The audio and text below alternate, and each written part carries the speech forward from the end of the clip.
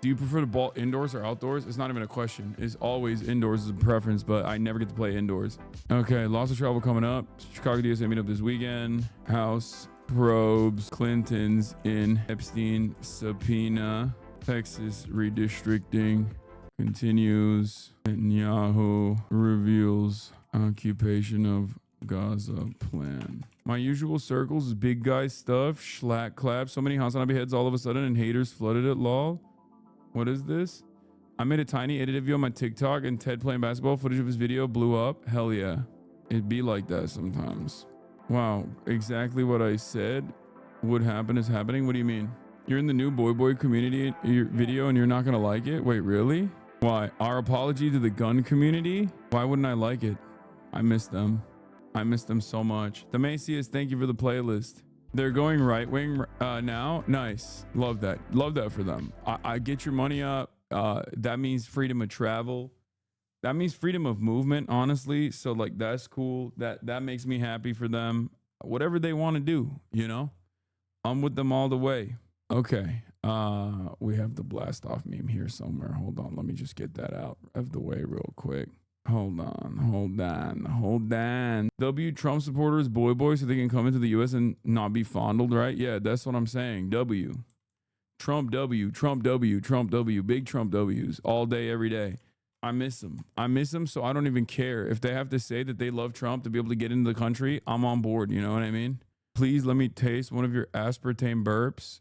Ew, that's crazy. All that dog do is sleep? Yeah, because she gets her fucking energy out in the morning. Just like her dad. Someone in the chat unironically said, if you don't love Trump, why do you come to America? Bro, what kind of insanity is this? What an insane statement. Like, that is low-key the reason why tourism is down so much. Not only because people don't fuck with Trump, but also because Trump is quite literally being like, don't come here. We will cook you. And now tourism is busted in this goddamn country. And we're like we are desperate to bring back tourism revenue. So I think Trump is going to try to do some crazy shit. Marx explicitly wrote, socialism is being friends with Hassan and stealing his shit. I mean, I have been on the steal from Hassan train for a long time. You invented it. You created it. I did. Thanks. That's true. That's real. That's actually what socialism is. Marx explicitly. You know what's crazy? Speaking of socialism, here is the actual real truth in commentary. Okay, Aristotle explains how liberation only comes from revolution. It's not even Aristotle. It's Zias Marx. Okay. I'm gonna put the volume up for this one because y'all need to hear this. You understand me? Bilo and Zias are unironically, I mean, I see their clips all the time. They're fucking hilarious. I've balled with them, if you guys remember. Are you being facetious? No, I'm not. Zias, dang, dude. Bilo Engels, they're very funny. They're very, very funny. But lately, their humor has evolved. Their humor has evolved into becoming the I think most important thinkers of our generation, if not of all time. Let's take a look. Liberation can only come from revolution. Facts. And when I first heard this, I thought this was AI, by the way. When I first heard this, I was like, this gotta be AI, bro. This is crazy. Nobody knows that better than America themselves. Facts. And that's why they put all these systems in place to keep us distracted, to keep us worried about other shit, to where we don't even got time to think about revolting, to come together and revolt. Because they know how powerful it is for things to come together. Because that's literally our origin story. It's literally from revolution. Think about it. Every country. Because remember, it was a few countries in this bitch that owned everything. They colonized everything, and the only way they became free, they went and fought for that shit. They revolted. Mm-hmm. Yeah, I mean that's the only way. I mean, shit, you can do anything. Shit. All the shit that all the countries that the British had colonized, they ain't just say, okay, you got your independence. Now them niggas went and fought for that shit. Yeah, now British, they was trying to treat us like some hoes. Revolted. They was trying to treat us like we was some bitches. And got their independence. Mm-hmm. So if anything, niggas was like, bro, we can't allow that shit to happen right now. I mean, you gotta keep these niggas worried about maintaining a regular living.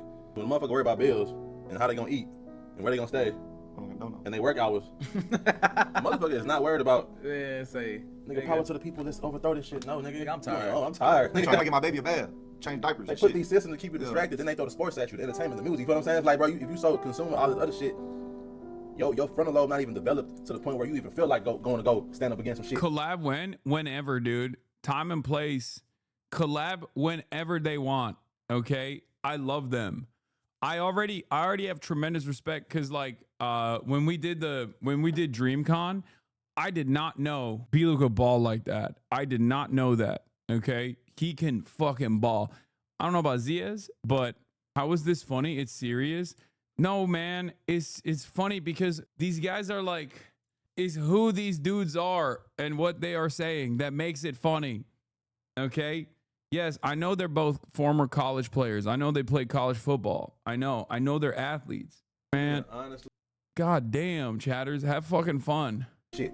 So in other words, you're basically saying on the earth, on the planet, it's basically billions and billions and billions of distractions. Exactly. That's basically what the earth is. That was amazing. I need this. It's just funny to see them describe this. Okay? So perfectly. It's so good. I need more of it. Marx and Engels truly and honestly banging on about revolution back in the 1840s. Liberation can only come.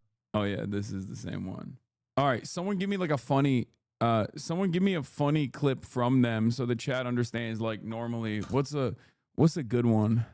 Let me think. Like what's a great way to be introduced to them, you know what I mean? Not the Marx. Like What is faster, sound or light? Type of question is it? do you understand? Dude, come on. Googling Google. Oh, that's another good one. You can't literally see out of an elbow as it's a joint, not an eye, and doesn't have the necessary structures for vision. So how am I supposed to answer the question though? Like how am I supposed to answer the question? What was the question we was asking? I thought this was what you told me to look up. I'm laughing at something else, bro, but go ahead. He Googled Google, man. That's so funny. Do Muslims eat 30 days? He almost Googled Google. Like Muslims, also. damn, eat 30 days. Do Muslims not eat every 30 days during Ramadan? During Ramadan. Crisis report. What the fuck is this? Get out of here. Sound? Think so? That's what yours is, did. The Hold sound on. was moving. Let's see. I once wished to study in America, but I think I'm good, bro. I think sound, bro. That was fast as fuck, though. I ain't gonna lie. That light was kind of moving though. Now, that time that light was moving, let's do 1-1 then. 1-1. Sound, bro. Sound? The sound, bro. No. Hold on, give it a head start. No.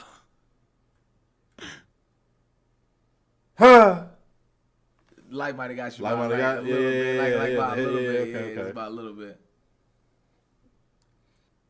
Ta. Ta.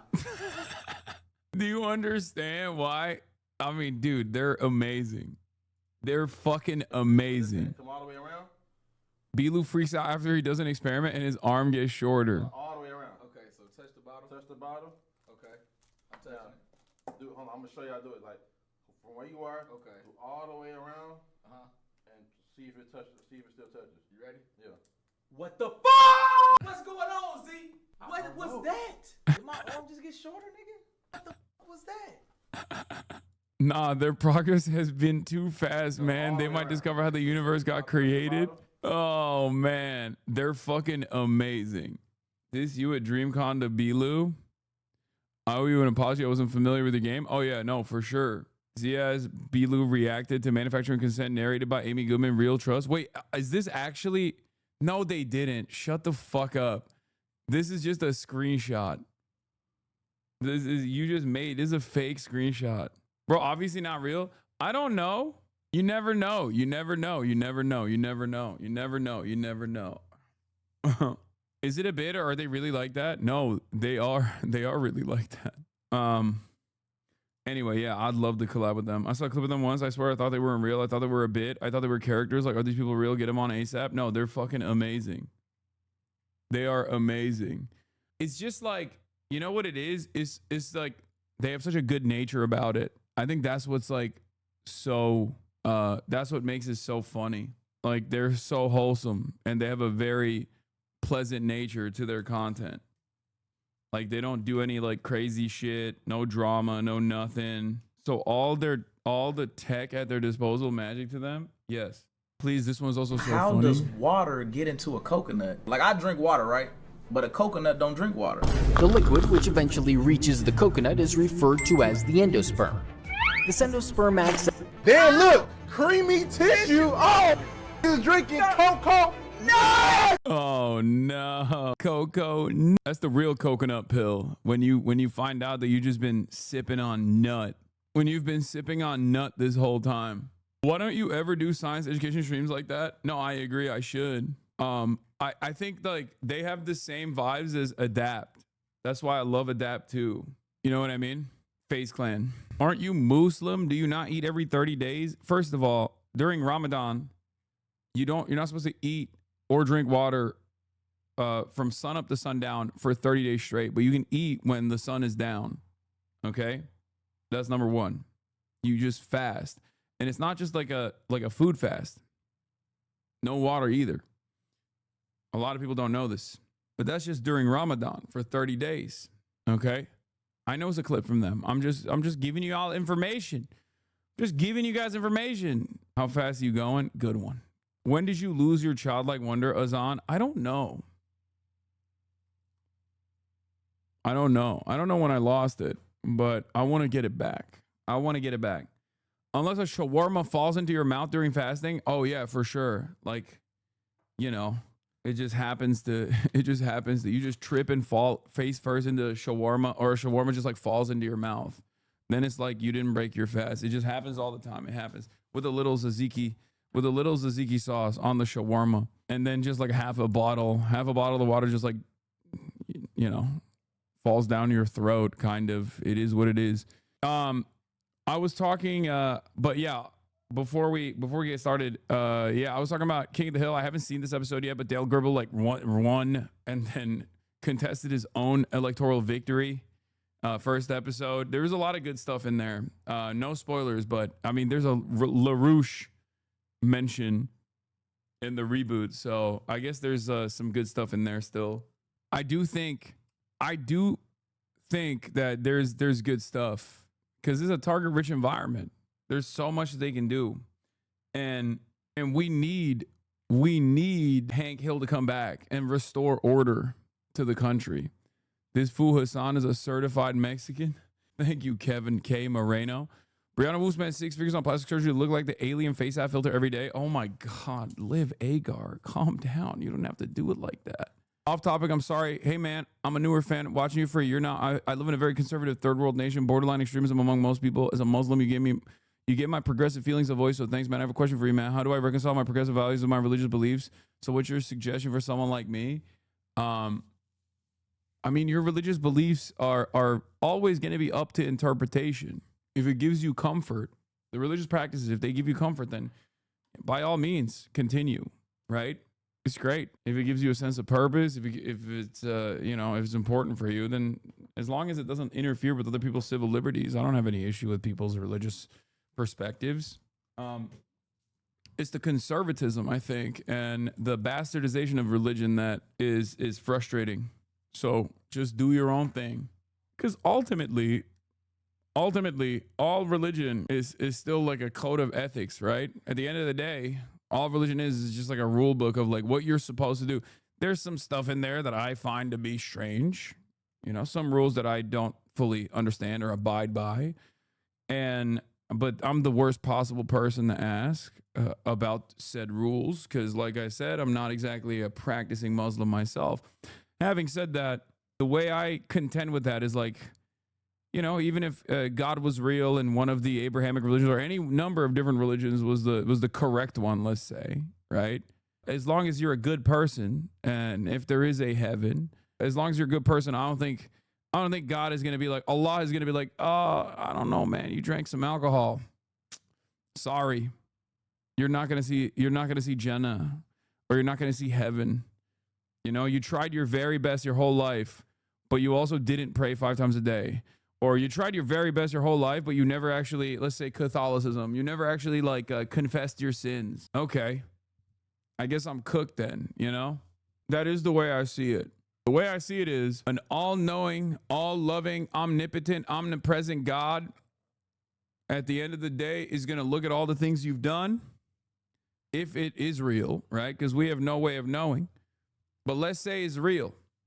Okay, let's say heaven is real. You think God's going to be like, nah, dude, sorry, you didn't do all the other stuff.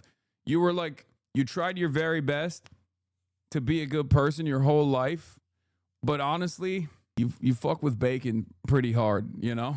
You were eating a lot of bacon, and that is not all right. Okay, I'm cooked then. What are you going to do?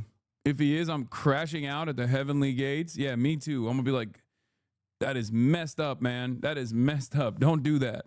Yeah, you wore blended fabrics. You wore blended fabrics, so you're cooked. Not much you can do about that.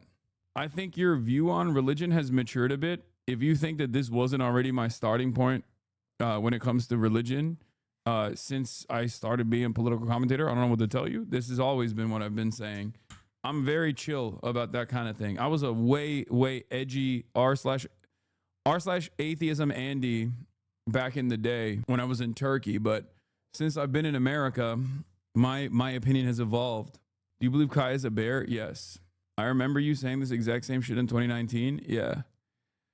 I mean, when it comes to governance, obviously, I don't abide by religious standards. I don't believe in that. I think it has nothing to do with governance at all. It shouldn't have anything to do with governance. And I say that as a Muslim, and the Quran is supposed to be the most like comprehensive religious text, which is precisely because like it does have a factor in governance. Like it does have details of like how you are supposed to govern society. Like that's what Sharia is. It just means law, right? There has been historic Muslim nations, including the Caliphate under the Ottoman Empire, that like didn't actually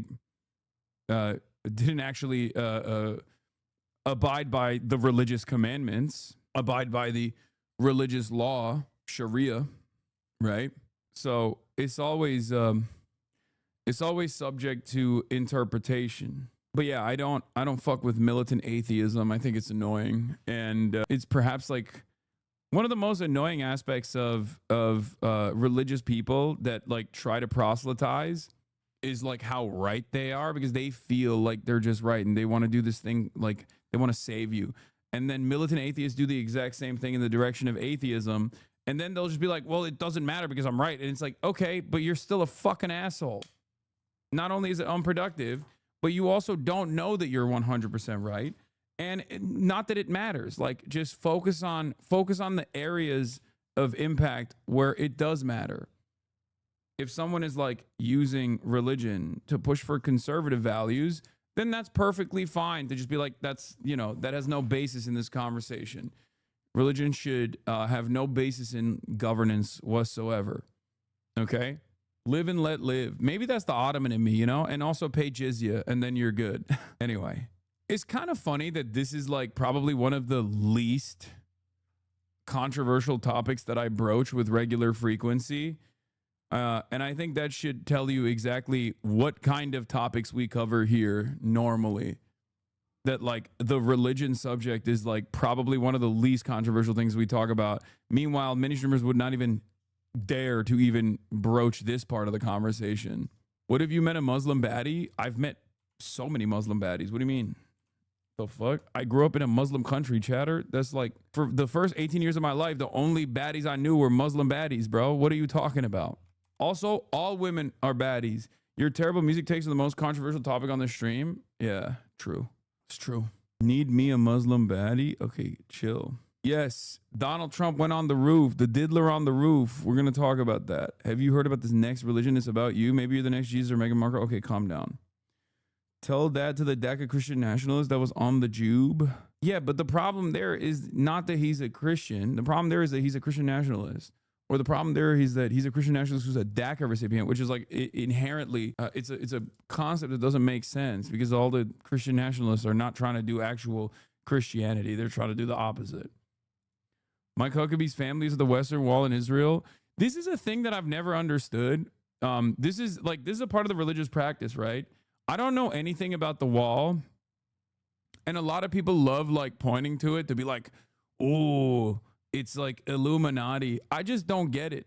What's up? This is the one thing about Judaism that I do not know. Like, I mean, and we've learned deep lore. I've learned deep lore on this broadcast about Sukkot, you know, about the citrus, about the stick and the tent, you know. I know about all the different aspects of. It's just the holy wall. I don't know. Wait, what the fuck? You don't know either? How do you not know? You're Jewish. This makes no sense. It's the wall of a temple, I think. It's the closest site to the temple equals holiest spot Jews can reach. So what is that? Why do Christians go there and like cry and stuff? Like, I know Jews go there too, but like, can any of the Jews in the chat enlighten me on this? Cause like, what is that? What is it? Just to be like, I love Israel? Is that what because I feel like that's what the politicians are trying to do. Cause like, I don't think Eric Adams gives a shit about the wall. You know what I mean? Like, he's just going there and he's got the hustle and grind beads on his arm as he's touching the wall. That's my favorite photo. He's got his swag on, touching the wall and going, yeah, I learned a lot. It's the last standing piece of the second temple from when it was destroyed by the Romans.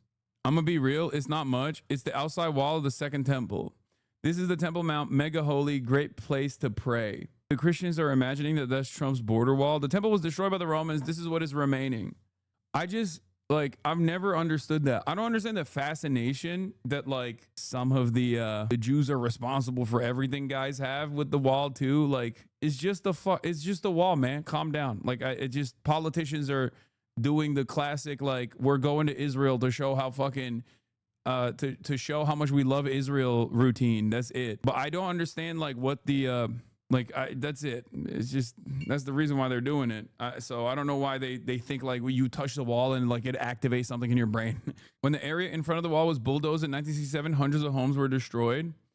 Jewish person here, the wall represents the last remaining wall of the Great Temple. The temple being the last place on earth, you can technically do old rituals like sacrifice. Why do Christians go there? Because they're posers. I mean, it's cool that like a super old ass wall still remains. Like, that shit is dope. It's just like old stuff. It's cool in and of itself, okay? It's dope. That is for sure. Apparently has 4.7 stars on Yelp. Christians view it important to the religion and being as close as possible they will ever be to Jesus. That's the point of faith in Christianity, but Christians still visit for that. But there's biblical rituals you can't do because there's no temple, so the last wall of the temple is the holiest place remaining. Do you have a wall? I mean, bro, I grew up in Istanbul. It's old as fuck. There is so much old ass wall in Istanbul. Like, you know, this is really old though. This is old. It's stupid shit. Just the fact that people who used to pray in the temple, that the wall were a part where the original Christians, aka Jews, is just LARPing. Yo, that's it. This is my goat. Thank you for showing this. Can't stop thinking about the New York City mayor Eric Adams' visit to Jerusalem, where he touched the Western Wall while wearing the little beaded bracelet that says hustle. But I will say, it's a big spot for political fanfare. Destruction in 70 CE fulfilled prophecies that shaped early Christian understanding. It's an obsession with the end times when the third temple is built. Yeah, bro, he's doing plur, but Judaism style. When the fascists rebuild the third temple, they're going to bring back animal sacrifices. The place is going to be an abattoir, which will be knee-deep in cattle blood multiple days every year. That's no exaggeration either. David Sheen has covered it. Wait. Is this where they killed the red cow? The red calf? This is where the cow is supposed to be killed, right? Like, not a single. This is it? Oh, that makes sense.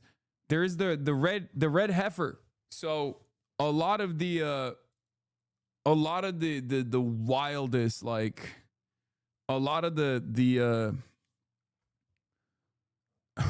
wildest parts of Israel Defense Brigade think that there needs to be like a red heifer that doesn't have a single non-red hair follicle. So they just like go around the world looking for this red heifer so they can fucking find the red heifer that doesn't have a single blemish. Okay, no non-red hair follicles on this cow. It has to be a red cow that is perfectly red.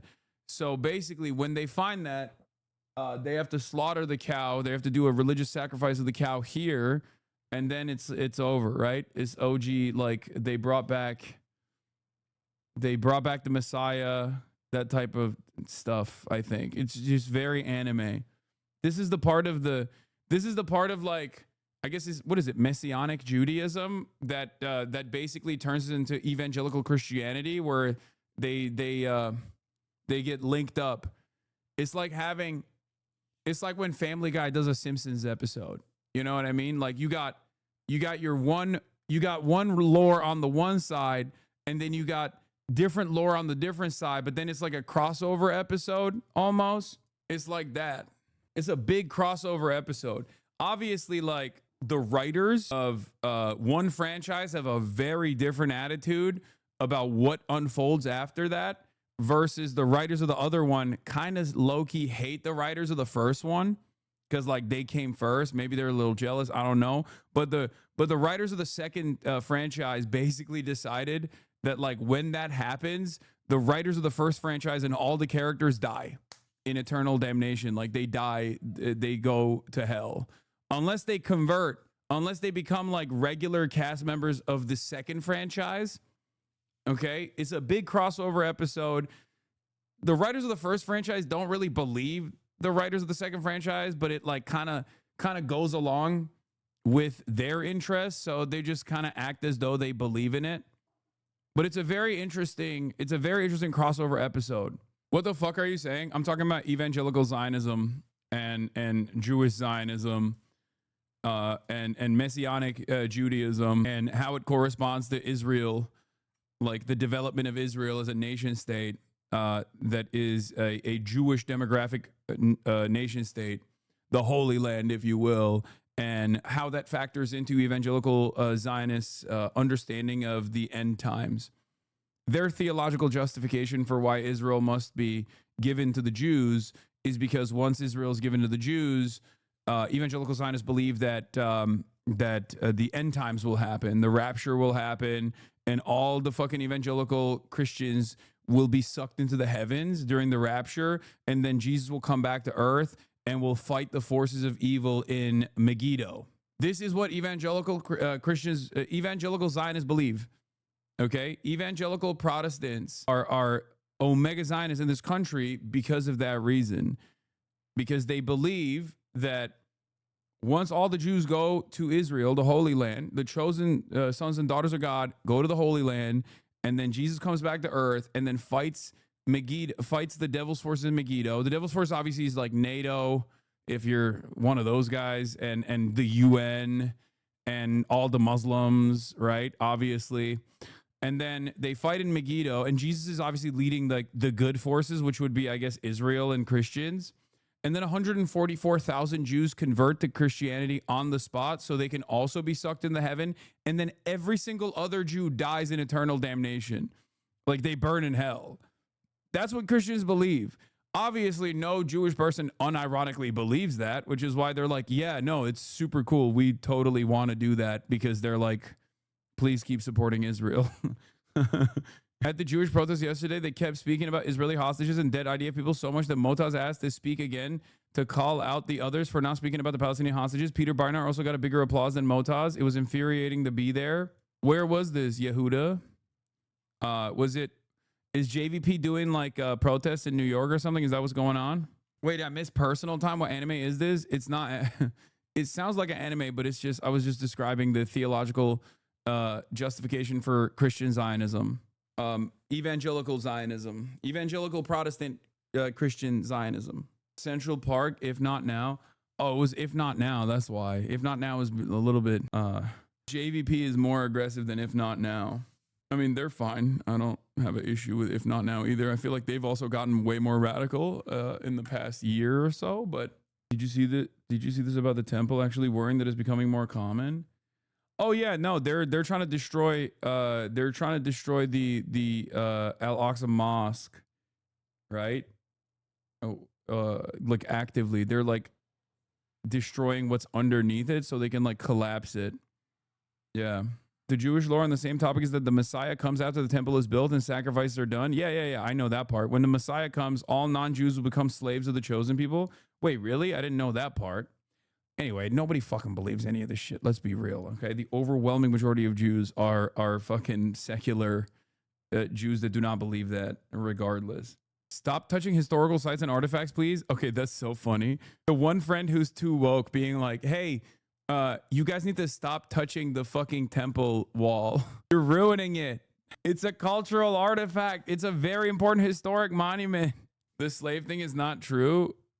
I've never heard the slave thing. I actually don't know what happens when the Messiah comes back. I guess like when the Messiah comes back, well, some people believe the Messiah is here already, right? The Orthodox Jews that point to that one guy who like died a while back. They believe that he was the Messiah and he's not dead, right? Do Muslims have an end time prophecy? I don't think so. Yeah, Chabad Lubavitch in Crown Heights. Chabad Lubavitch, isn't it? You said it like Labubu, bro. What the fuck is Lubavitch, right? Labubu, Chabad Labubu. Oh my God.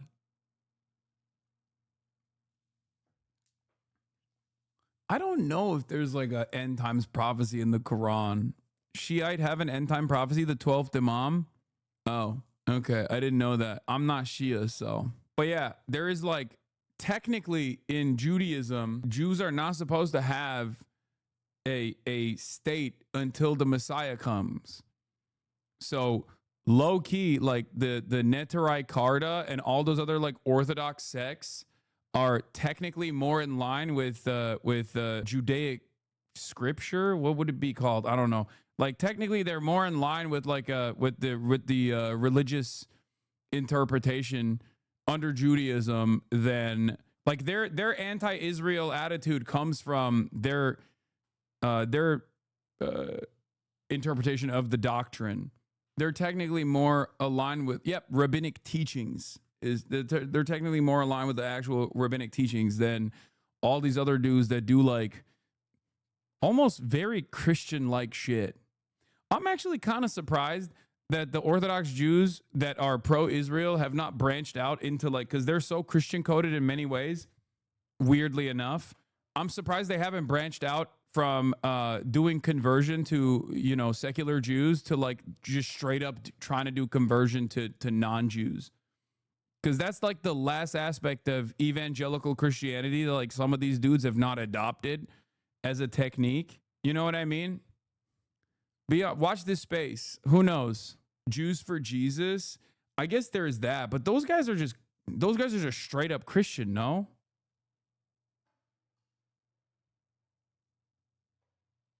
If you're saying if not now a centrist, I didn't say if not now a centrist. I said that they're you know, they've been a little libbed up in the past. They've gotten a lot better in the last year. I didn't say they're centrist. As a Jew, yes, they're just Christian. Yeah, Jews for Jesus are just Christian, no? Like, do we get credits for this 101 religious class? This isn't even 101, I feel like. Yes, pretty much. There's a sect of Christians that believe a true Jew is a Jew who converts to Christianity. Anyway, I don't know, man. I don't care. Daughter Sarah Huckabee and wife mother Janet Huckabee at the Western Wall to pray at Tisha B'Av as Sarah arrives for trade mission. I guess all religion is performative in general, but this is like the extra performative aspect of it. Christians love doing this. They love this. I don't get it. I don't fully understand like what the reason is. This is how we started on the conversation, but it's just they love this photo op. It's their favorite thing. It's just Pelosi and kente cloth. I mean, this is the same version. This is a different version of that, but unlike Pelosi with the kente cloth, she ain't doing anything for black people, but these guys will do a lot for Israel. This is just basically to show how much they love Israel, and they really do love Israel. So when Pelosi kneels with the kente cloth, that's just it. That's like, this is all you're going to get. Black people, this is all you're getting, okay? Nothing else. But when they do this photo op, even if they don't do the photo op, they're still pro-Israel regardless. Doesn't mean they're pro-Jew, though. I'll tell you that. Yeah, honestly, it's just coincidence that that it's also the colonial vestige in charge of protecting interests in the region. I think it's not a coincidence. I think it works perfectly in line with the interests of Christians. So you can just like galvanize as many Christians as possible through a network of through a network of holy sites, through a network of churches in America, where there's still a lot of community, there's still a lot of fundraising, there's still a lot of political momentum and mobilization. It just works so perfectly. In a way, it's not really all that different than the Holy Crusades, More on Jews for Jesus explained by Curb Your Enthusiasm. Oh, I was just looking at the schedule, and I realized this is totally my fault. I'm so sorry, but I can't make anything after 4 on Thursdays. I have a church thing. Church? Yeah. Your last name's Steinberg. Oh, I'm a Jew for Jesus. I love this one. Nice. Just gonna grab a picture. Okay, great. So again, I can totally work around it if not, but I hope that doesn't throw a huge wrench in it. Fix it in the schedule. Oh, bless you. Thank you so much. Sure. Good. Bless you. Jew for Jesus, really? And you think he's sincere about it? Oh, totally. Yeah. I was so shocked and stunned that face, that punim. And by the way, you look at this kid, his parents are a big bowl of Jewish. He's screaming Jew. What do you think about this whole Jews for Jesus thing? That's crazy stuff. I don't know why anyone would do that. When you're a Jew for Jesus, you're embraced by the Gentiles immediately. Right. But as much as you're embraced by the Gentiles, you're reviled by the Jews. He's considered like a traitor. That's right. He's left us. The Gentiles are liking him. They'll put that one in the front. They're proud of that. We took him in. Yeah. We got one. We got one. We got one. We got one. Why they want one, I don't know, but they got one. Hey, look who's Larry here. finds out his lawyer isn't really Jewish. Berg, how you feeling? I'm feeling okay. So, Berg, I was talking to Cheryl, and she told me that a friend of hers went to high school with you. Really? Yes. I believe the name of the high school was St. Christopher's. St. Christopher's, that's correct. That is my alma mater, yes. Didn't know that they took Jews at St. Christopher's. Oh, well, they don't. I mean, why would they, Oh, I'm not Jewish. Oh, you're not. Did you think I was Jewish? A betrayal. Yes, I did. Because of Berg. Yes, because of Berg. Because of Berg, Yes. yeah. I've often wondered, would people really think that? Yes, and you did nothing to perpetuate that, did you? Well, no. I mean, I'm not sure what you mean. Oh, how about on my birthday? Mazel tov, Larry. Well, you're Jewish. Yeah. That's only respectful. On the high holy days, I said, hey, you going to Templeberg? And you went, no. Right, because I'm not Jewish, so why would I go to Temple? Right, like I'm a Jew, but not a practicing Jew. Oy, Larry with this. Oi, again, see? It's an expression. It's an expression. It's an expression that what people is this use. thing? A shofar. Why is this on your desk? People give me gifts. They'll give me like that for my desk or the mezuzah that's on the door. What are you, by the way? Well, I'm Swedish. I got a Swede lawyer? She's gonna get everything. You got a good lawyer. You got the best lawyer, Larry. Sorry, Berg. It's a Shonda, Larry. I got Sweden. God, I love Larry Davis so much. I really do. A Swedish lawyer? She's gonna get everything. Oh, man. The GOAT. He's so good. He also hates Barry Weiss, so he's so fucking good. Have you guys ever seen that? I was just talking about this. I forget with who, but I think this was it, right? This is it? Curb Your Enthusiasm, the Hulu gang? Thank you, guys. I don't know what happened over at Netflix, but big and... Was this it? When he's like on his way out of the door or something, and he's like, oh, I'm doing this is it. Hey, Larry, come for Shabbos dinner one of these weekends. We had Barry Weiss last Friday night. She's fantastic. Did that guy ever do stand-up? He just slams the fucking door. My Jen needs to fuck with Larry more. Yeah, he also fucking hates Bill Maher. He wrote the My Dinner with Adolf Hitler piece on the New York Times after. I mean, Larry is a huge lib, like straight up. He's a major lib. But he's important in my development for sure. He is iconic. He is one of the GOATs. Big Joel released a video on Bill Maher. Might be worth a watch. Ooh, I love that. Yeah, he did that crypto ad. That wasn't great. But you guys don't need to always bring up all the worst moments of Larry David, okay? Calm down. People still give him shit over the Palestinian chicken episode in Curb, but it's got layers in my opinion. Well, there is some weird stuff in there too, but like I don't really give a shit overall. He's great. Like I was listening to a person on TikTok talk about how they learned about Israel and Palestine because they heard it for the first time when Zach Fox was rapping about it during COVID. when he was like talking about free Palestine or whatever. And that like, that made someone investigate the situation and be like, what is this? Right. And then the same person was talking about how he found out about Palestine because of Lupe Fiasco. And it's like, that was the reason why someone investigated it. And I feel like, I just feel as though like the Larry David chicken episode is not like a wake up moment for a lot of people in the same way that like those instances might be, if that makes sense. I think for an old Jew in Hollywood, the Palestinian chicken is way more nuanced than the consensus of Palestine of his peers. Oh, for sure. For sure. I wholly recommend remember Lupe calling Obama a terrorist? Yes. Lupe Fiasco. Number 1, my support for Palestine began before I was born. The man who married my mother and father is Palestinian. The same man buried my father. July 8th, 2014. Anyway, Donald Trump is on the roof. Let's take a look. What the fuck is this audio, bro? Oh, he's getting up there. Mr. President, what are you doing up there? What are you building? Are you considering more? I can't hear anything he's saying. I don't know why these guys. Grandpa slipped off the roof cleaning the gutters. Here's another camera view of the situation. Okay, dude. I'm going to jump. No! Do a flip. Yeah. What is this? It Follows 2014. Another good one.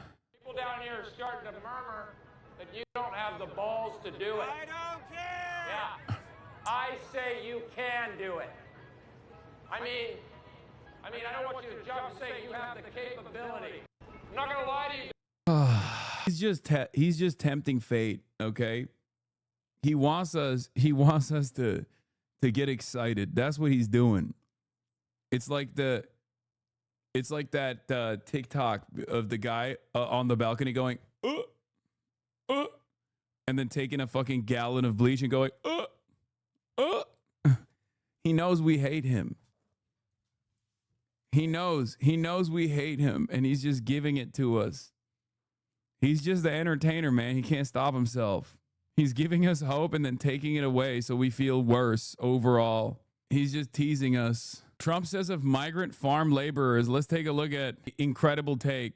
The difference between Batya Unger Sargon, who is one of the worst defenders of the administration, who like tries to do this like populist right-wing thing, but obviously fails to do so, says the difference between right-wing populism and left-wing populism lies in how you view labor. Trump views it as inherently dignified and worth protecting, while the left-wing populists view it as humiliating and the job of illegal immigrants. Immigration is always the tell. Yeah, totally. That's what right-wingers talk about all the time, how dignified labor is. Let our farmers not have anybody, these people, you can't replace them very easily. People that live in the inner city are not doing that work. They're just not doing that work. And they've tried, we've tried, everybody tried. They don't do it. These people do it naturally. I said, the Mexican, he's got a natural predisposition working working the soil, a natural predisposition. It's genetics, folks. It's in their blood. That's crazy. That's a crazy take. what happens if they get it to a farmer the other day? What happens if they get a bad back? He said, they don't get a bad back, sir, because if they get a bad back, they die. I said, that's interesting. Like a fucking racehorse? What are you saying? If they get a bad back, they die? Bro, is this what the fucking...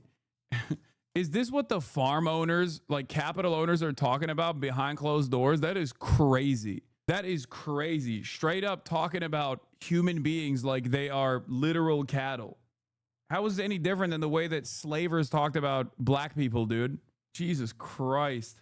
Isn't it? You know, these are very, you know, in many ways, they're very, very special people. I can't let our farm. By the way, he's saying this on Squawk Box, dude.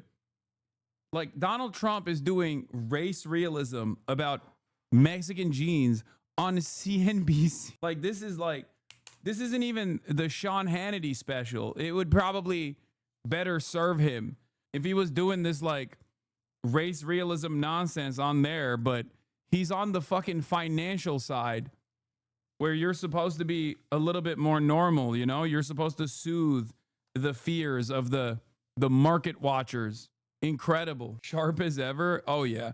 I mean, this is something he would have said in his first term too. Let's be real. He would have said this. I mean, this is like the average American doesn't say it out loud, but they kind of they're in the periphery of this kind of belief system. Like, Jews are magic money people. Trump literally believes that, says it all the time. Like, he is that kind of guy for sure. Like, there are a lot of people who believe this without like realizing what this actually without realizing what that entails. Okay. Like, if you were to be like, dude, this is literally race realism. This is what like the Nazis believed, right? They'll go, whoa, chill out. That's not me at all. That's not me. That's crazy. But like, it's certainly in the same. It's certainly on the same spectrum. When will you reject your whiteness? Never. I think the counter to this isn't to just like simply be like, I mean, depending on which group you're in, depending on like what kind of environment you're in, the best counter to this isn't to just be like, this is Nazi shit. The best counter to this is like, it doesn't matter what a person's fucking background is, dude. Like, if they went through the same developmentary process, like their outcomes would be quite similar to one another. There is no like genetic predeterminist issue here. It's just treat people like people. There is no fucking natural inclination. The reason why a lot of undocumented migrant workers are really hard workers is because of their material conditions, their material circumstances. The reason why they fucking work super hard is because they just have much less. And that is the process that we have designed. We keep them this legal limbo in terms of their second class citizenship status, so that we can keep fucking working them into the goddamn ground. That's it. Yeah. And the reasons as to why they migrate to the United States of America is because of American intervention in most circumstances as well. There's a bombshell New York Times article, by the way, showing a camera in Epstein's bathroom and so much more. We'll obviously get to that. And then we'll do the Israel stuff afterwards. But breaking news, House Oversight Chair has issued subpoenas for the Epstein files and is deposing the Clintons. That's right. It's happening. Oh. Hi, I'm Diana Macedo. We have breaking news. The House Oversight Committee is issuing a subpoena to the Justice Department for the Jeffrey Epstein files. The Republican-controlled committee is also issuing subpoenas for former President Bill Clinton, former Secretary of State Hillary Clinton, and 8 former top law enforcement officials. Committee Chairman James Comer says he wants the Justice Department to turn over the, quote, full, complete, unredacted Epstein files by August 19th, setting up a potential standoff between Congress and the Trump administration. Let's bring in Justice Department reporter Alex Mallon for more. Alex, what are they hoping to get from these depositions, and what happens if these people don't comply? Well, what they're hoping to get is what this administration originally promised it would release, and then obviously during the early July days backtracked like from that controversial memo that they issued saying that they were not going to release any more files. This is basically Congress taking the driver's seat and saying that we are going to demand these files. They're asking the administration to respond by August 19th. They've also issued a wave of subpoenas for officials like former attorneys general dating back to the Bush administration, and also you just mentioned former President Bill Clinton as well as Hillary Clinton. That could also set up a potential interesting legal fight, because it's really abnormal for former presidents to ever appear for testimony before Congress. They could argue there are some significant separations of powers concerns there. But obviously what the Congress is seeking is information related to Jeffrey Epstein's activities as well as Ghislaine Maxwell's activities and the abuse of underage girls, and all of these records that would relate to federal investigations into his conduct. Alex, how significant is it that these subpoenas are being issued by a Republican-controlled committee? Well, I mean, this release also notes that this was actually done by unanimous voice vote. You had support from Democrats who see this right now as a really bruising political fight for this administration that has caused a lot of consternation among Trump's most devoted MAGA supporters. I mean, this is something that they really see. Bro, Trump could do the funniest thing, okay? Bill Clinton could do the funniest thing. I'm just saying. Take it all down, baby. Come on. Mutually assured pedophilia destruction. Just drop it, dude. Just get up there and say it all. Be like, yeah, that's right. Trump was there with me on Lolita Express. Fucking hell yes. Oh my God. I mean, it's never going to happen. It's never going to happen. But man, it would be sweet, dude. Oh my God. The entire executive and former leadership just like takes itself out due to their Jeffrey Epstein connections. Oh my Lord. That would be, Trump supporters wouldn't believe the Trump accusations and only hyper focus on Clinton. I don't know. I mean, you're right. That's the red meat. But the reason why I don't think Trump has touched that red meat is because of the potential pushback. And as I said before, because like I told you already that eventually they have to give their base of support. They have to give the MAGA people something, right? They have to give the MAGA people something. And if it's just Hillary and Bill Clinton, there are a lot of people who are going to be satisfied with that for sure. Okay. And there is plenty of evidence for Bill and Hillary's involvement with Jeffrey Epstein. They're probably the most high profile people that Americans care about. But I just don't think that you can take out Bill and Hillary Clinton like that without repercussions. Just say Billary, dude. I don't have time for this. True. Billary. As they have the administration currently on its heels on an issue that we haven't really seen before, like throughout this entire administration, they've been able to kind of... Yeah, they are. They're the load-bearing, potential alleged pedophiles that hold this structure together. Shirk or escape any scrutiny. So anytime that they can get Republican partnership in demanding this, they're going to take advantage of that. I think that what remains now is the question is, how will the Justice Department respond? They are... What the hell is a cum dance, dude? Maybe use a different phrase than load-bearing pedophile. I mean, but that's what it is. Very typical to really be protective over their investigative holdings. This will be something that we could see result in a really interesting court fight with a Republican administration opposing and actively trying to fight against this effort by a Republican Congress. All right, Alex Mellon, thank you. New information on the latest back and forth over the files related to convicted sex traffickers Jeffrey Epstein and Ghislaine Maxwell. House Oversight Committee Chairman James Comer has issued a slew of deposition subpoenas. What are the actual allegations against Hillary? I never really knew that part. Like, it's obvious Bill because of his past. But is the idea that Hillary was also molesting teenage girls? No, but Billary went to the Zorro Ranch in New Mexico a bunch. So, like, Hillary's connection to Jeffrey Epstein is it runs deeper than, I don't know, like a fucking Noam Chomsky or some shit. From multiple people, including the Department of Justice, former President Bill Clinton, and former Secretary of State Hillary Clinton. CBS News Justice reporter Jake Rosen following this development from Washington. So walk us through this, Jake.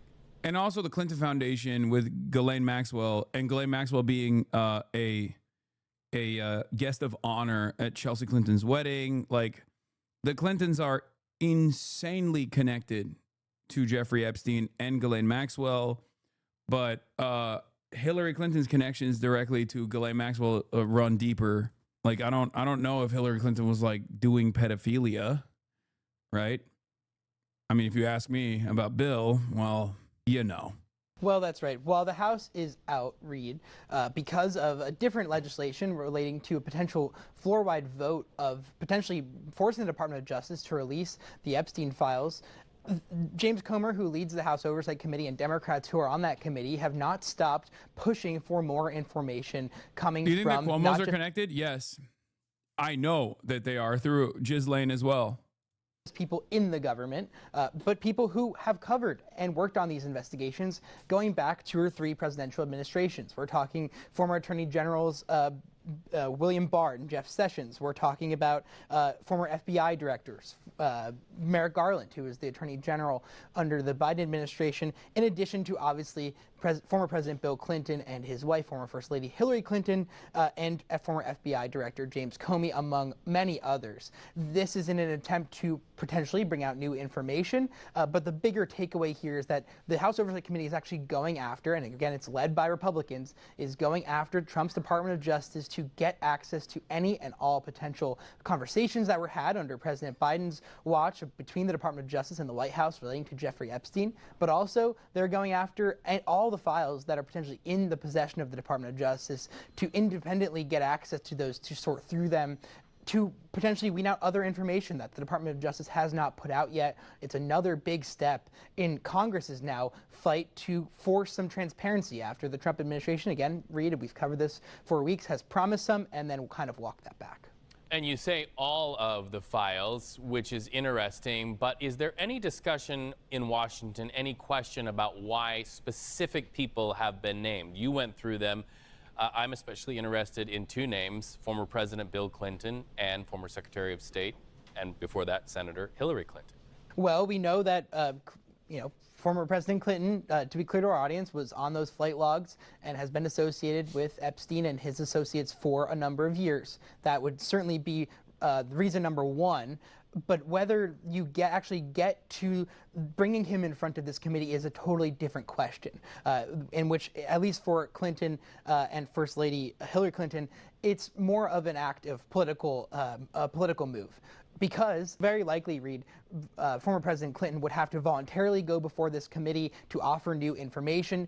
We've seen presidents before try to fight these out, going back to even the Truman administration fighting against, the Red Scare when he was accused of that, or President Trump. Think about 2022 when that House investigative panel was going after him for his actions on January 6th. President Trump sued, claiming that he had the separation of powers and the ability to not go before this committee, and eventually the committee kind of dropped that request. So it depends on what former President Clinton wants to offer here. But again, for some of these other people who are now private citizens and out of politics, it's certainly possible that they might come in and want to talk, and it's certainly possible that they point back to the Department of Justice, who's in charge now, and say, listen, you're going to have to go to them to get more information about what you're seeking here, because they, at least are, as of now, are in possession of all of these files.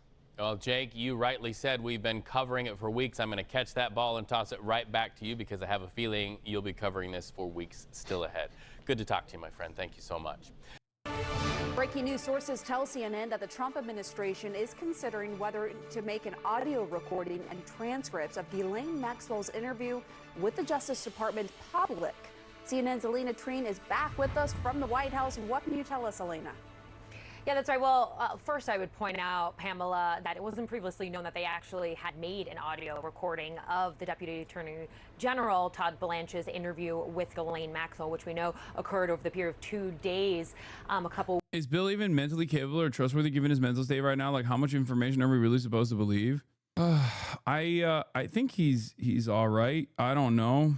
If they leaked the audio recording, would you listen to all of it on stream? Yes. 100%. Bill was in a worse position overall, I think, when Hillary was running. Like in 2016, he looked like he was going crazy. But since then, I've seen other videos of him where he seems to be fine. I don't really know.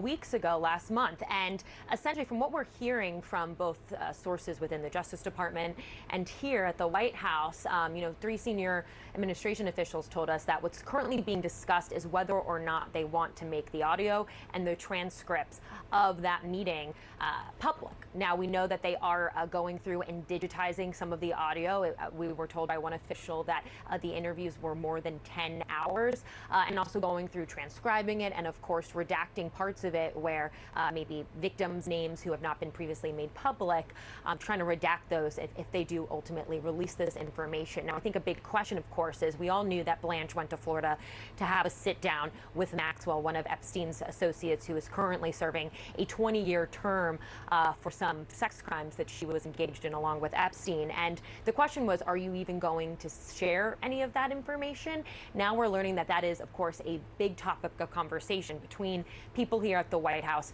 and the Justice Department. Some of the people we spoke with said that they want to release this information sooner rather than later. They believe that the Trump administration needs to be more in control of the optics of all of. Nobody is considering Al-Qaeda. Epstein worked for Al-Qaeda and China and Hamas. Yeah. Jeffrey Epstein was actually Russia, China, Al-Qaeda, Iran, and Hamas. Famously. All of them. Definitely not Israel. Okay? Do not say Israel, please. Just anybody but Israel is who Jeffrey Epstein was working for. Okay? Oh my God. How crazy that this guy who was able to operate inside of American boundaries freely was meeting up with high-ranking intelligence officials from both the CIA and also the Mossad. He was just simply working with the KGB. He was working with Russia, and he was working with Iran, and he was working with, are you sure? Yeah, I'm joking. Whoever they personally consider to be an op at any given moment, you know? This. Others said, they believe that the Epstein story has largely died down right now, and they would prefer not to resurface that at this moment. But all to say, it's a big topic of conversation. We could see some of this information come to light shortly. I would also note that we did hear from White House Communications Director Stephen Chung, who essentially said that he believed that this is nothing more than CNN. This is a unique situation because, like, I do think Billary getting into trouble with the Epstein connection is not a bad thing. It's a good thing. But also, I want more evidence and I want the truth to come out in terms of, like, who Jeffrey Epstein was connected to, how he was, like, who else he was connected to. And I feel like if they just simply used this as a gift, if they went after Billary and Billary alone, it's just like, that's kind of messed up, because on the one hand, I'm like, sick, great, well deserved. But also on the other hand, it's like, well, there's still plenty of other people, we're not packing this up, it's not going away. I also don't really know how this would work as far as, like I said, mutually assured pedophilia destruction. Trying to desperately to create news out of old news. He was pointing to a Newsmax interview the president did last week, where he essentially said that he would like to release everything, but that we don't want people to get hurt that shouldn't be hurt. He also argued that he hadn't, at this point, this interview was done Friday, that the president argued he hadn't spoken directly with Blanche about this. So all to say, this is new information that we, of course, had not known before. The fact that there is an audio recording of this, and that perhaps the White House is going to release this transcript of everyone kind of staying by to see what ultimately they will do, Pamela. All right, Elena, thanks so much. Joining us now, CNN senior legal analyst Ellie Honig. Ellie's a former federal and state prosecutor. What's your reaction, Ellie, to the Justice Department considering releasing of Deputy Attorney General Todd Blanche's interview that went on for hours and hours with Maxwell?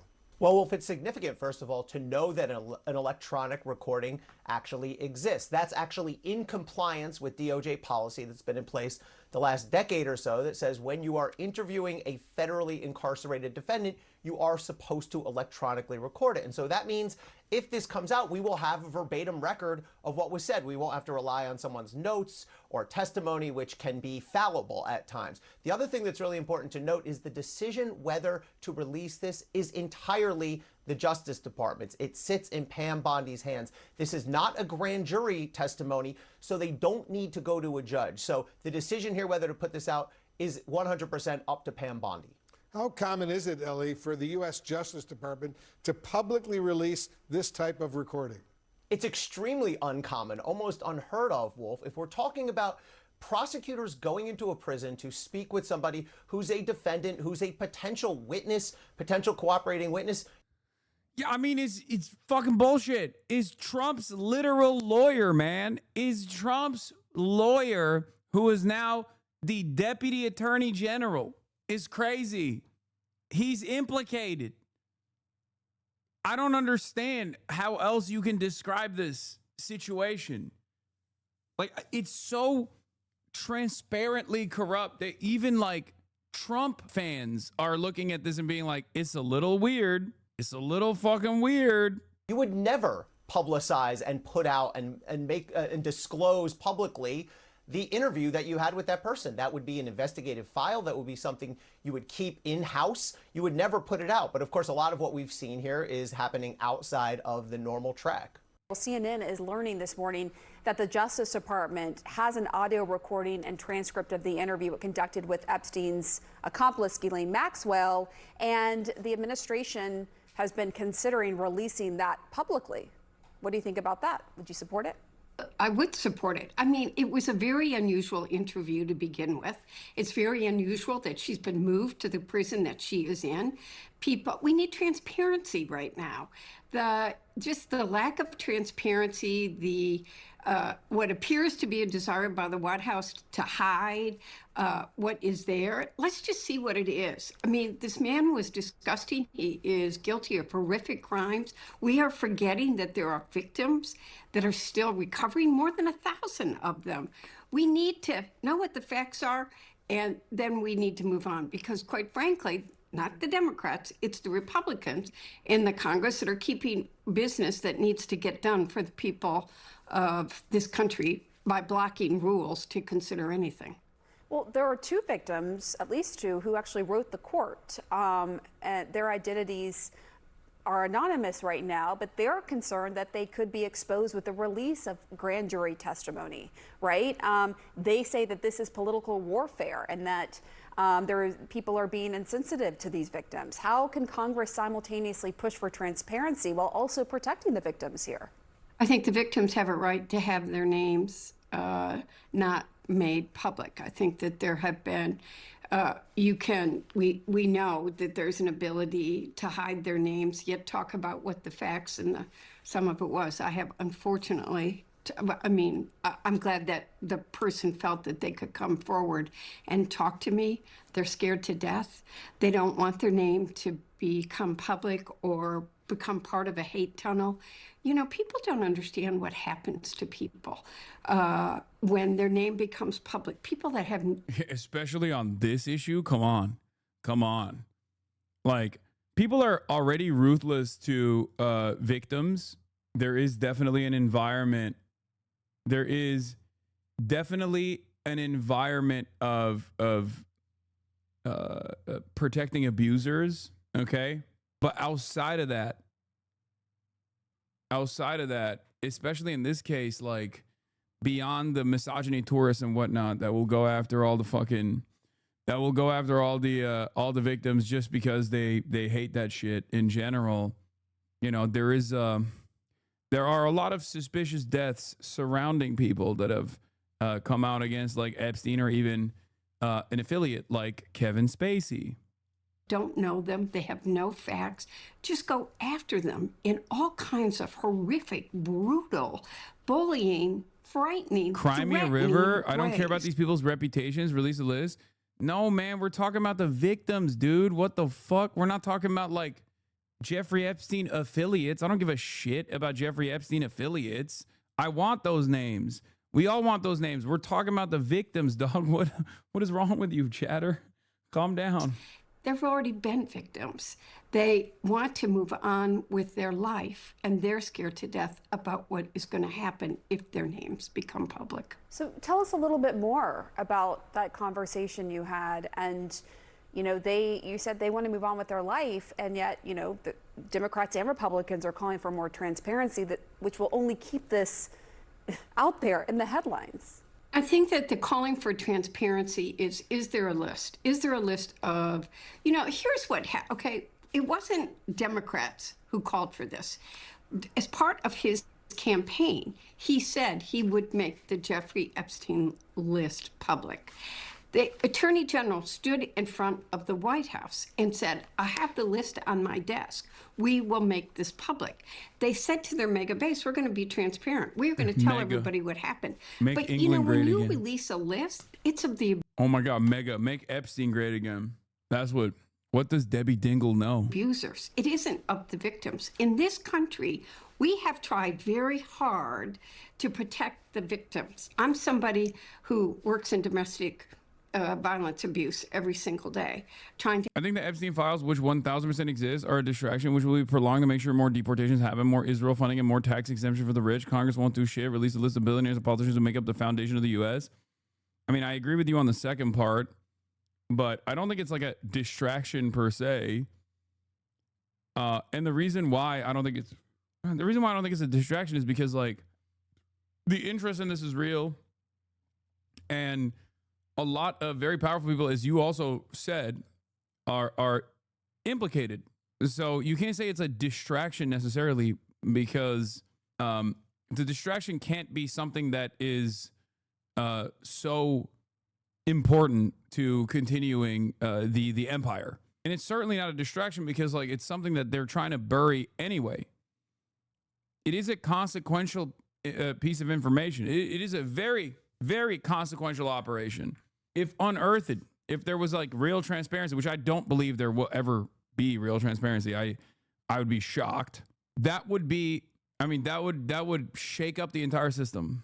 You're talking about powerful financiers. You're talking about heads of intelligence agencies. You're talking about foreign. You're talking about people, members of the royal family in England, MBS, Saudi Arabia, former prime ministers of Israel. It's just so, the network is so vast for some reason. Maybe because they all love Jeffrey Epstein's vibes, in spite of the full knowledge that he was a pedophilic sex trafficker. Interestingly enough, Help people. They should not ever have their names. They're sexual assault. I've helped some who've been victims of sexual. They're survivors. They don't want to be called victims. Their names should not be made public. It's hard enough for people that just are like that. When you take a case like the Jeffrey Epstein case, which is on the minds of millions of people across this country, there are people that are not kind. There are people that are mean and brutal. There are people from other countries that are trying to stir up more trouble in our country. And those survivors become victims again by the sheer hatred and brutality that people put towards them. Not, some of us have empathy and compassion, but that's not what they feel. They feel the hate that comes at them. And we need to understand that's happening too much in our country, period, on social media. All right, on the campaign trail, President Trump promised he'd go after those who have investigated him. Now, do you see this insane video with Cory Booker? Oh, is it with Rabbi Shmuley Boteach? Yes. I'm sure this doesn't have to do anything with kosher sex. Rabbi Kompromat compiler Shmuley Boteach leaking a video of himself wearing a clown costume and drunkenly piggyback riding Cory Booker at Purim in Oxford in 1993. Yeah, Cory Booker has been obviously super, super pro-Israel. But not only that, but he's also besties with Rabbi Shmuley. I had never seen this video, though. I don't think this is compromat, to be fair. Not like this is on the fucking Washington Post, This is 4chan shit. Yeah. It has become a liability law. I mean, they've been homies, and he is ass, and so is Cory. I don't know. I don't think this is like, yeah, they've been friends for a very long time. Yes, that's Cory Booker. Cory Booker has been friends with Rabbi Shmuley for years and years and years. I've talked about this on the broadcast. He's also been super pro-Israel for years and years and years. It is precisely the reason why he refuses to.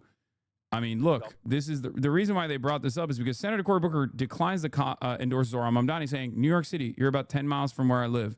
You guys figure out your elections. I'm going to focus on mine. Mamdani, are you going to support him? I have learned a long time ago. Let New York politics be New York politics. We got enough challenges in Jersey. I got a governor's race. I'm supporting Mikey Sherrill. I got legislative races. That's where my energy is going to go going into November. New York City, I love you. You're my neighbor. You're about 10 miles from where I live.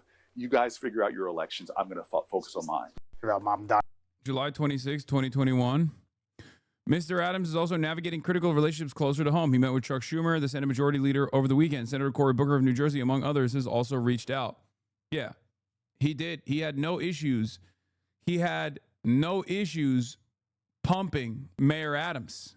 He had no issues like defending the Eric Adams endorsement after he won the primary by a much smaller margin than Zoran did.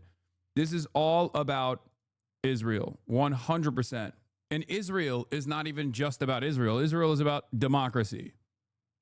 You can look at the Democratic Party's like prominent politicians and the next wave of leadership as putting the interests of American foreign policy, the State Department, or numerous other lobbying efforts, numerous other corporate interests over the interests of the citizens, over the understandable, justifiable, moral demands that the overwhelming majorities of the Democratic Party's base of support is making.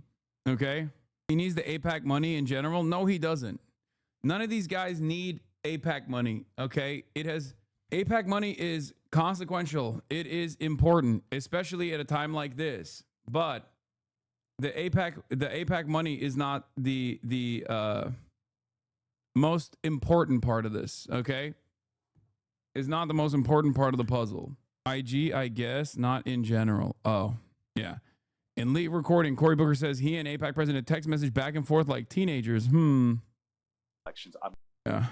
AIPAC is simply a representation, like is the tip of the iceberg in terms of how pervasive Israeli lobbying efforts are and how pervasive Israeli influence is in American politics. Okay. But I think people hyper focus on it. It's not a bad thing that people hyper focus on it because like it's such a important part of the puzzle, and it's good that people know what AIPAC is. It's good that people are aware of it. It's good that people are mad about it. It's good that like AIPAC has sullied its reputation. Same with the ADL, because these are all different parts of the pervasive influence peddling operation at the behest of the apartheid state doing a genocide. So the more people are aware of them, the more people are repulsed by them, the better it is overall. But it goes beyond that. And a big part of the reason why AIPAC is not a FARA violator, even though it is, right? It's not a foreign agent. It doesn't have to register as a foreign agent, is not because, oh, it's American Jews that are like funding it. What do you mean? It's just the interest of like American citizens who happen to be Jewish, like who, who happen to care about Israel. Like, no, it's Israel's in the name. Okay. The reason, the reason as to why AIPAC is so pervasive in its influence and so successful is not just because it is a well-funded organization or whatever. It's because Israel is in line with American foreign policy. Israel has a special interest, a special designation in American foreign policy as the most important ally in the region. But the more people push back against Israel and the allegiance that we have with Israel, the more difficult it becomes to maintain this this special designation. The more consequential it becomes to continue this allegiance. Okay? Mersheimer contradicts your point of view in his Tucker Carlson interview. He explained that the convergence of interest is limited for the U.S., and it doesn't justify everything regarding U.S. policy in favor of Israel, and that money from the lobbies are the key factor because the U.S. even goes against its own interest for Israel, so not always convergence of interest. I know Mersheimer, I think, fully focuses on the influence of lobbying, but I don't think it's, I'm a centrist. Noam Chomsky says it's all American foreign policy and nothing else.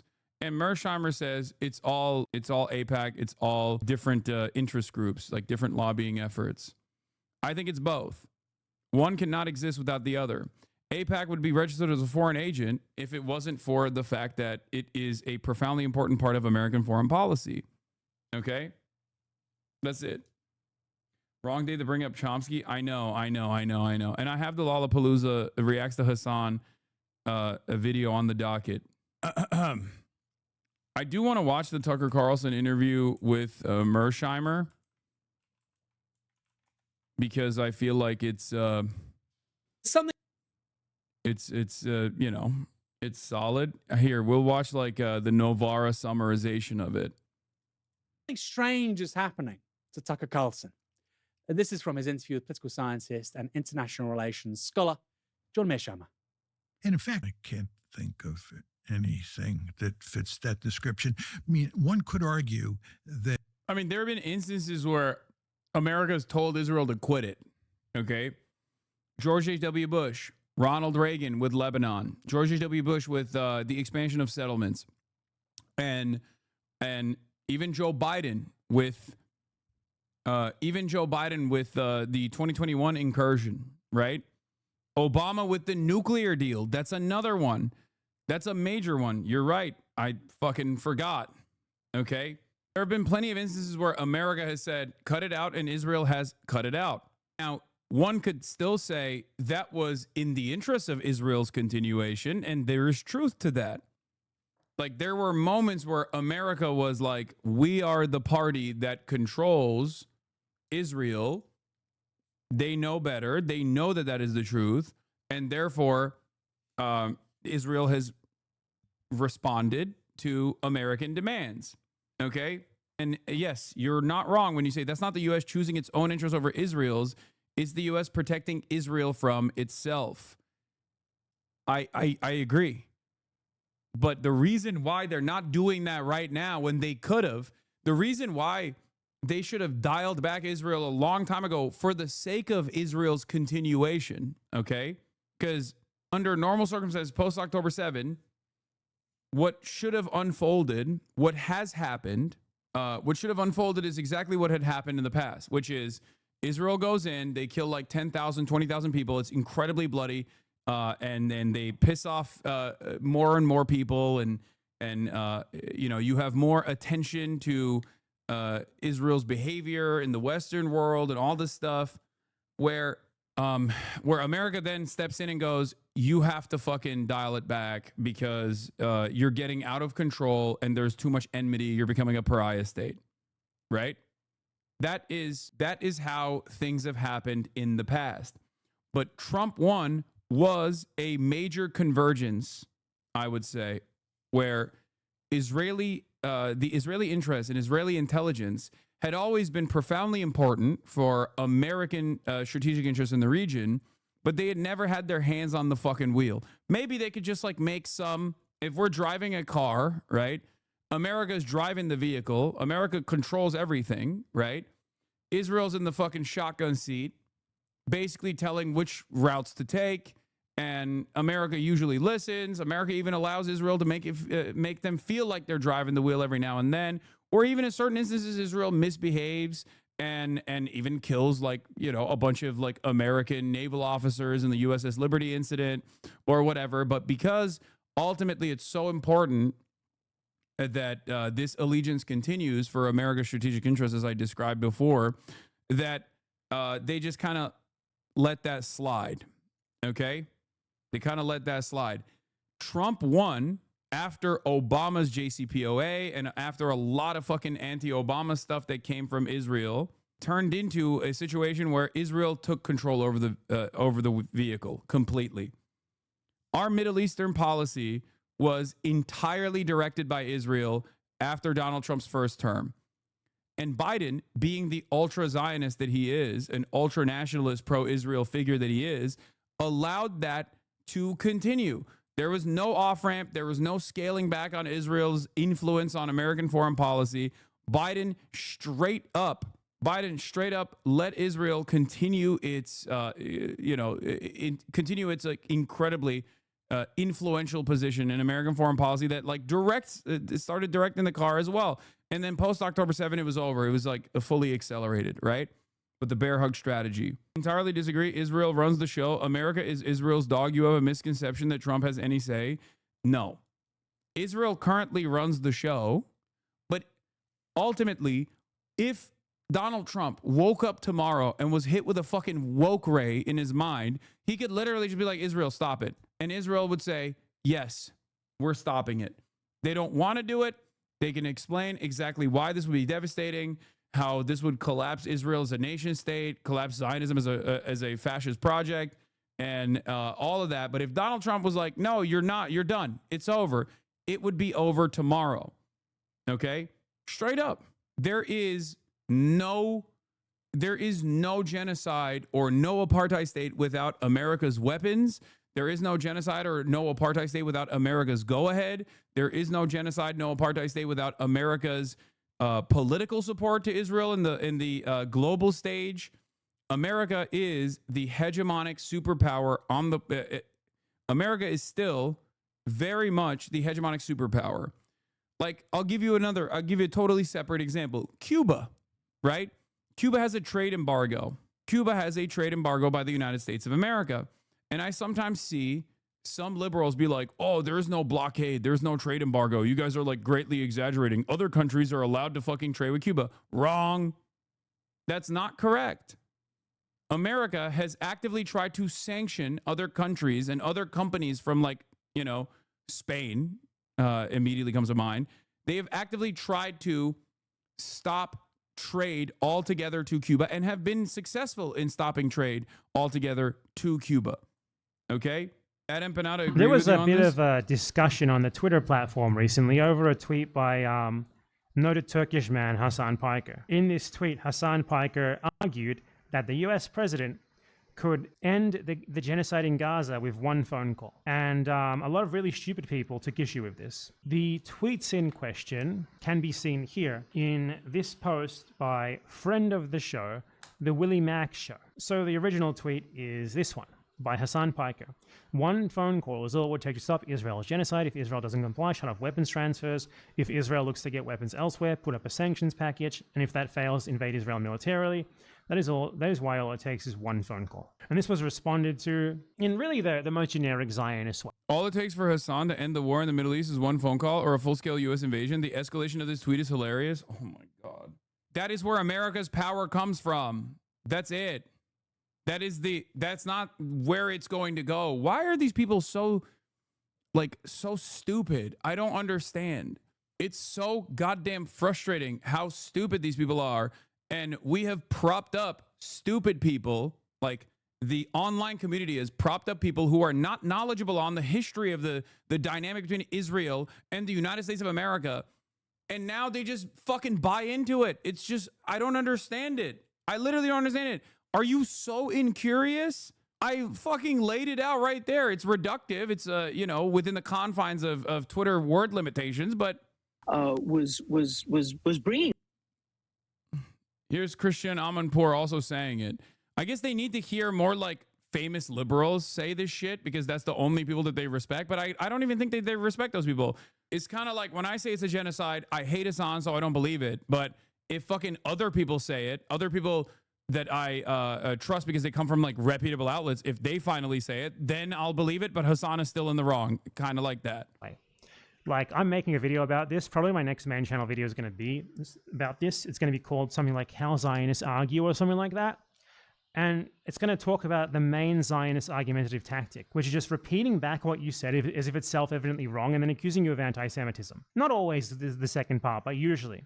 In this case, they were gracious enough not to accuse you of anti-Semitism. Very nice of them. They usually would. So the original response is this Twitter account saying Hassan thinks you could solve the Israel problem with one phone call. There's no attempt to debunk this because, obviously most of Israel's armaments come from the US and they could not easily replace the American weapons manufacturers who give them these armaments. So if the US cut off their supply of arms, they would be unable to prosecute the war. You need to understand why. I mean, I don't even think these guys know what they're doing in terms of trying to prop up pro-Israeli propaganda. When a Democrat or a liberal, like the liberal Vox reporter, also responded to this and said it's childish and stupid. She knows better. She's doing that deliberately. These guys are just fucking stupid, and they think this is a good way to, I guess, counter whatever I'm saying or belittle whatever I'm saying without any additional information, right? Without any knowledge, without any fucking counter narrative, without any counter examples. Is just simply to be like, this guy is real stupid, huh? Right? That's it. And there are plenty of people who have also propped themselves up into believing that, into believing this ridiculous thing. So there is no value if someone is so actively well poisoned. You don't ever have to address them. You could just be like, this guy's wrong. And unfortunately, there are certain sides of the internet where people get their notes from apolitical slop tubers where they just genuinely don't think about these things at all. They don't. They just go, oh, Hassan said it, so it must be wrong. It's a very stupid way to learn anything. And that's why you find yourself wrong in many circumstances. And you shouldn't do this. You shouldn't reflexively disbelieve someone in general. I'm saying this about like Marjorie Taylor Greene or Tucker Carlson, people who even cynically put forward correct information from time to time. You shouldn't do that for anybody. Okay? This is not just for me. You should not do that for anyone. You should always try to investigate further what the claims are and then try to disprove said claims. Okay? Be in real risk of like being attacked by their neighbors and stuff, because the US support, the US patronage is what allows them to do what they do. So a phone call like saying, hey, stop what you're doing in Gaza, withdraw immediately, or the arms transfers are gone. That would end the genocide right away. It's not a question of, could this happen? It's a question of, why doesn't it happen? They don't even try to argue against it. They just restate the statement as if it's self-evidently wrong. And I really like the Willie Mack Show response here, because Willie Mack Show seems to have thought that Hassan was saying here that he could call Israel and end the genocide. I don't know. All it takes for Hassan to end the war in the Middle East is one phone call or full scale. I don't even know if these guys are saying like, I'm going to make the phone call. I don't think anybody actually believes that, right? I hope people don't literally believe that. They can't be that stupid. I mean, that's stupidity beyond what I'm accustomed to online. I see a lot of stupids online, but this is like this is a new level of stupidity. I don't think he's saying that. I don't know how to take this aside from him saying that. All it takes. They are saying that? No, that's what they think, Law. No, I think it's better for us not to assume that our interlocutors are just like that dumb. Okay. I think they're dumb, but they're not that dumb, right? It's better to assume, it's better to try to be charitable. I don't think he's saying you would make the call. He's saying for, as in Hassan's view, which is only slightly less stupid. Yeah. Yeah, I think that this is him just saying, this is my view. Ethan literally did post that you think you can make that call personally. Really? Okay. Yeah, I guess I just had, what? What is this? Hassan, who would solve Israel-Palestine with one perfect phone call, and Noah, who thinks the Houthis are the only ones following international law. The fact that these airheads dominate lefty discourse on Palestine is a bigger gift to Netanyahu than anything else they could accuse me of doing. Why? These guys are political commentators, right? Like, just address the issue. Like, address the argument. Explain why America does not have this level of control over Israel, despite the fact that America has supplied 70% of all offensive and defensive weapons to Israel. Explain how Israel would make up for the lack of munitions that they are getting from the United States of America. Then explain how many Israeli military officials in the past, and even during this instance of genocide, has actively told the media in Israel that America has demanded that they scale back on certain instances in spite of what the Israeli public is demanding. And they've literally said, we can't do this without the United States of America. Explain why throughout Israeli history, American politicians, American presidents have actually made that one singular phone call to stop Israel's atrocities. Explain all of that. You know, there is no Israel without America. It's that simple. Why don't they address any of these points and instead they just like vaguely gesture into the fucking wild and go, this guy's such an airhead. He's so dumb. What is this? Does Ethan think Hassan is saying he's the one who would make the call? What the fuck is this dude saying? Me when I'm daydreaming in the shower about being a hero, and then everyone stood up and clapped. I mean, he's implying that, but I think it's so stupid. It's irrelevant. It's not even worth addressing. Who cares? Like, this is the expectation I have from a slop tuber, certainly, but it's not the expectation I have from like a person who is, I guess, my ideological opponent here. You know, a person who is who is making this claim that I'm wrong should probably explain why I'm wrong. Right? It's very strange. There is no continued genocide without American weapons. Okay? It's that simple. And not only that, but also if America cut off weapons to Israel, which would never even happen because it wouldn't get to that point, Israel does not have a meaningful way to make up for that supply chain. Okay? especially in the short period of time necessary to continue this genocide? Who are they going to go to? Because when America shuts off weapons, you could say, oh, well, they're going to get it from Germany. Germany doesn't have the same industrial base that America has for a steady flow of weapons. They don't have the same arsenal. They do not have the same industrial base. And also, many of the weapons that Germany would probably send to Israel in the interim would not even be German weapons. They would be American weapons. So if America's shutting off weapons, then Germany cannot send weapons to Israel. That's number one. Number two, let's say they're getting it from Russia, right? Also wrong for a multitude of different reasons. One, because Russia is invested in pummeling Ukraine. They do not have that runway to make up for it. Okay, they have their hands too busy with Ukraine to begin with. But also on top of that, they have a strategic allegiance with Iran, as well as a strategic allegiance with Israel as well. But because of their strategic allegiance with Iran, they can't let go of their partnership with Iran either. Okay, Iran is still an important player in the region and an important player against American interests in the region. There is no place they can get it from, with the exception maybe of China, which I highly doubt China would, out of nowhere, start supplying Israel with a steady flow of munitions so they can continue doing their genocide, no matter how much they fucking love trade maxing. Okay? China is their number one supplier in general for their economy. It's profoundly important to the Israeli economy. They do a tremendous amount of trade with China. It's their number one. It is the number one country that they trade with, Israel trades with, okay? China has a lot of influence here as well, which is why I've also routinely criticized China, just kind of gesturing against Israel and being like, Palestinians deserve to live, please stop, and then never really following through with any sort of coherent policy there. But there is no country that Israel could go to that could give them the same amount of and the same steady flow of weapons in the short period of time necessary if America shut off the weapons transfers. This is precisely the reason why it takes one phone call. But let's say Israel was, in this hypothetical scenario, capable of making up for the lack of munitions, and they were able to literally go and work Chinese weapon systems. Let's say China decided we're arming Israel, okay? That's the only country that has the bandwidth and has the industrial base to be able to supply weapons to Israel, right?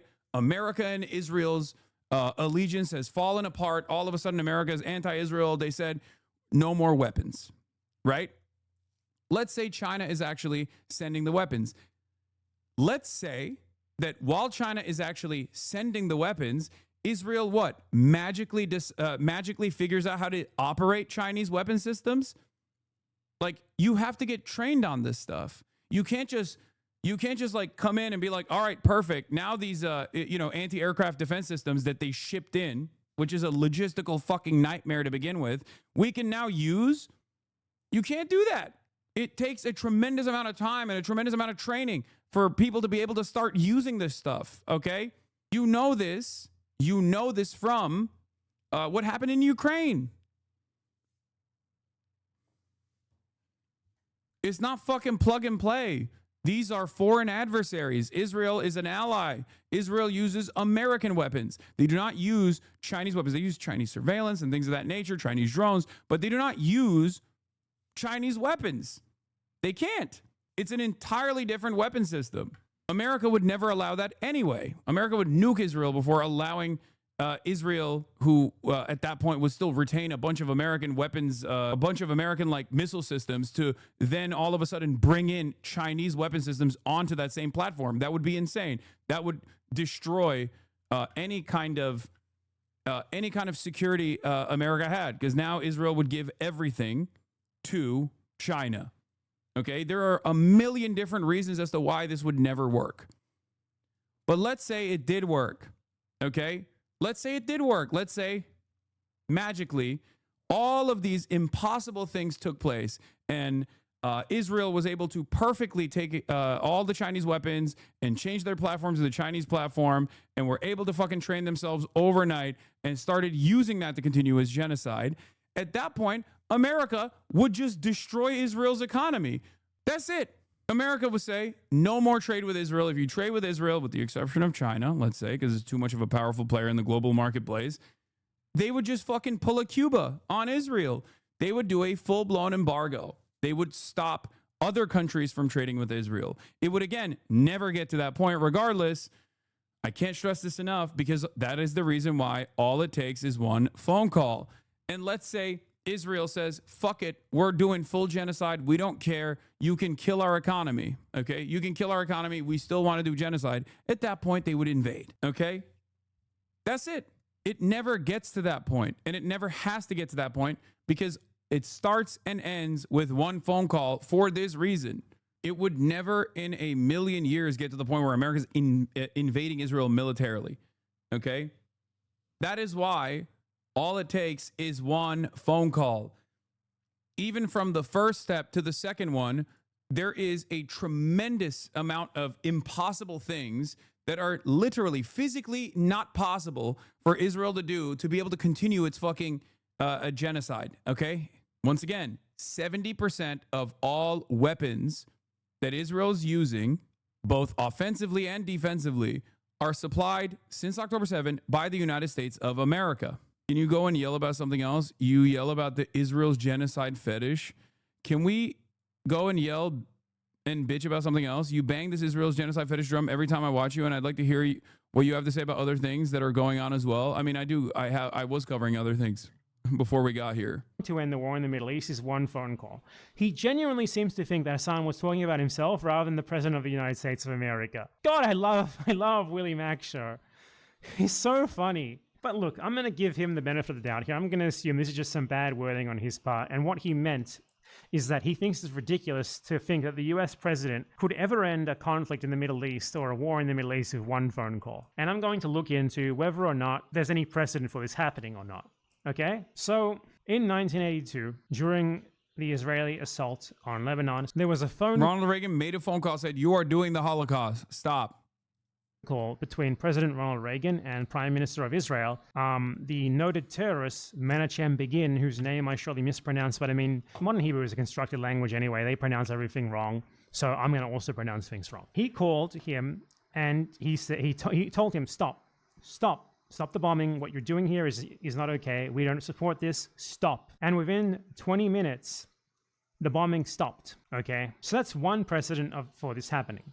Ronald Reagan, by the way, Ronald Reagan was an extremely Trumpish president. He was just better on camera than Trump is because he was an actor and Trump isn't. Ronald Reagan was absurdly stupid, absurdly dumb.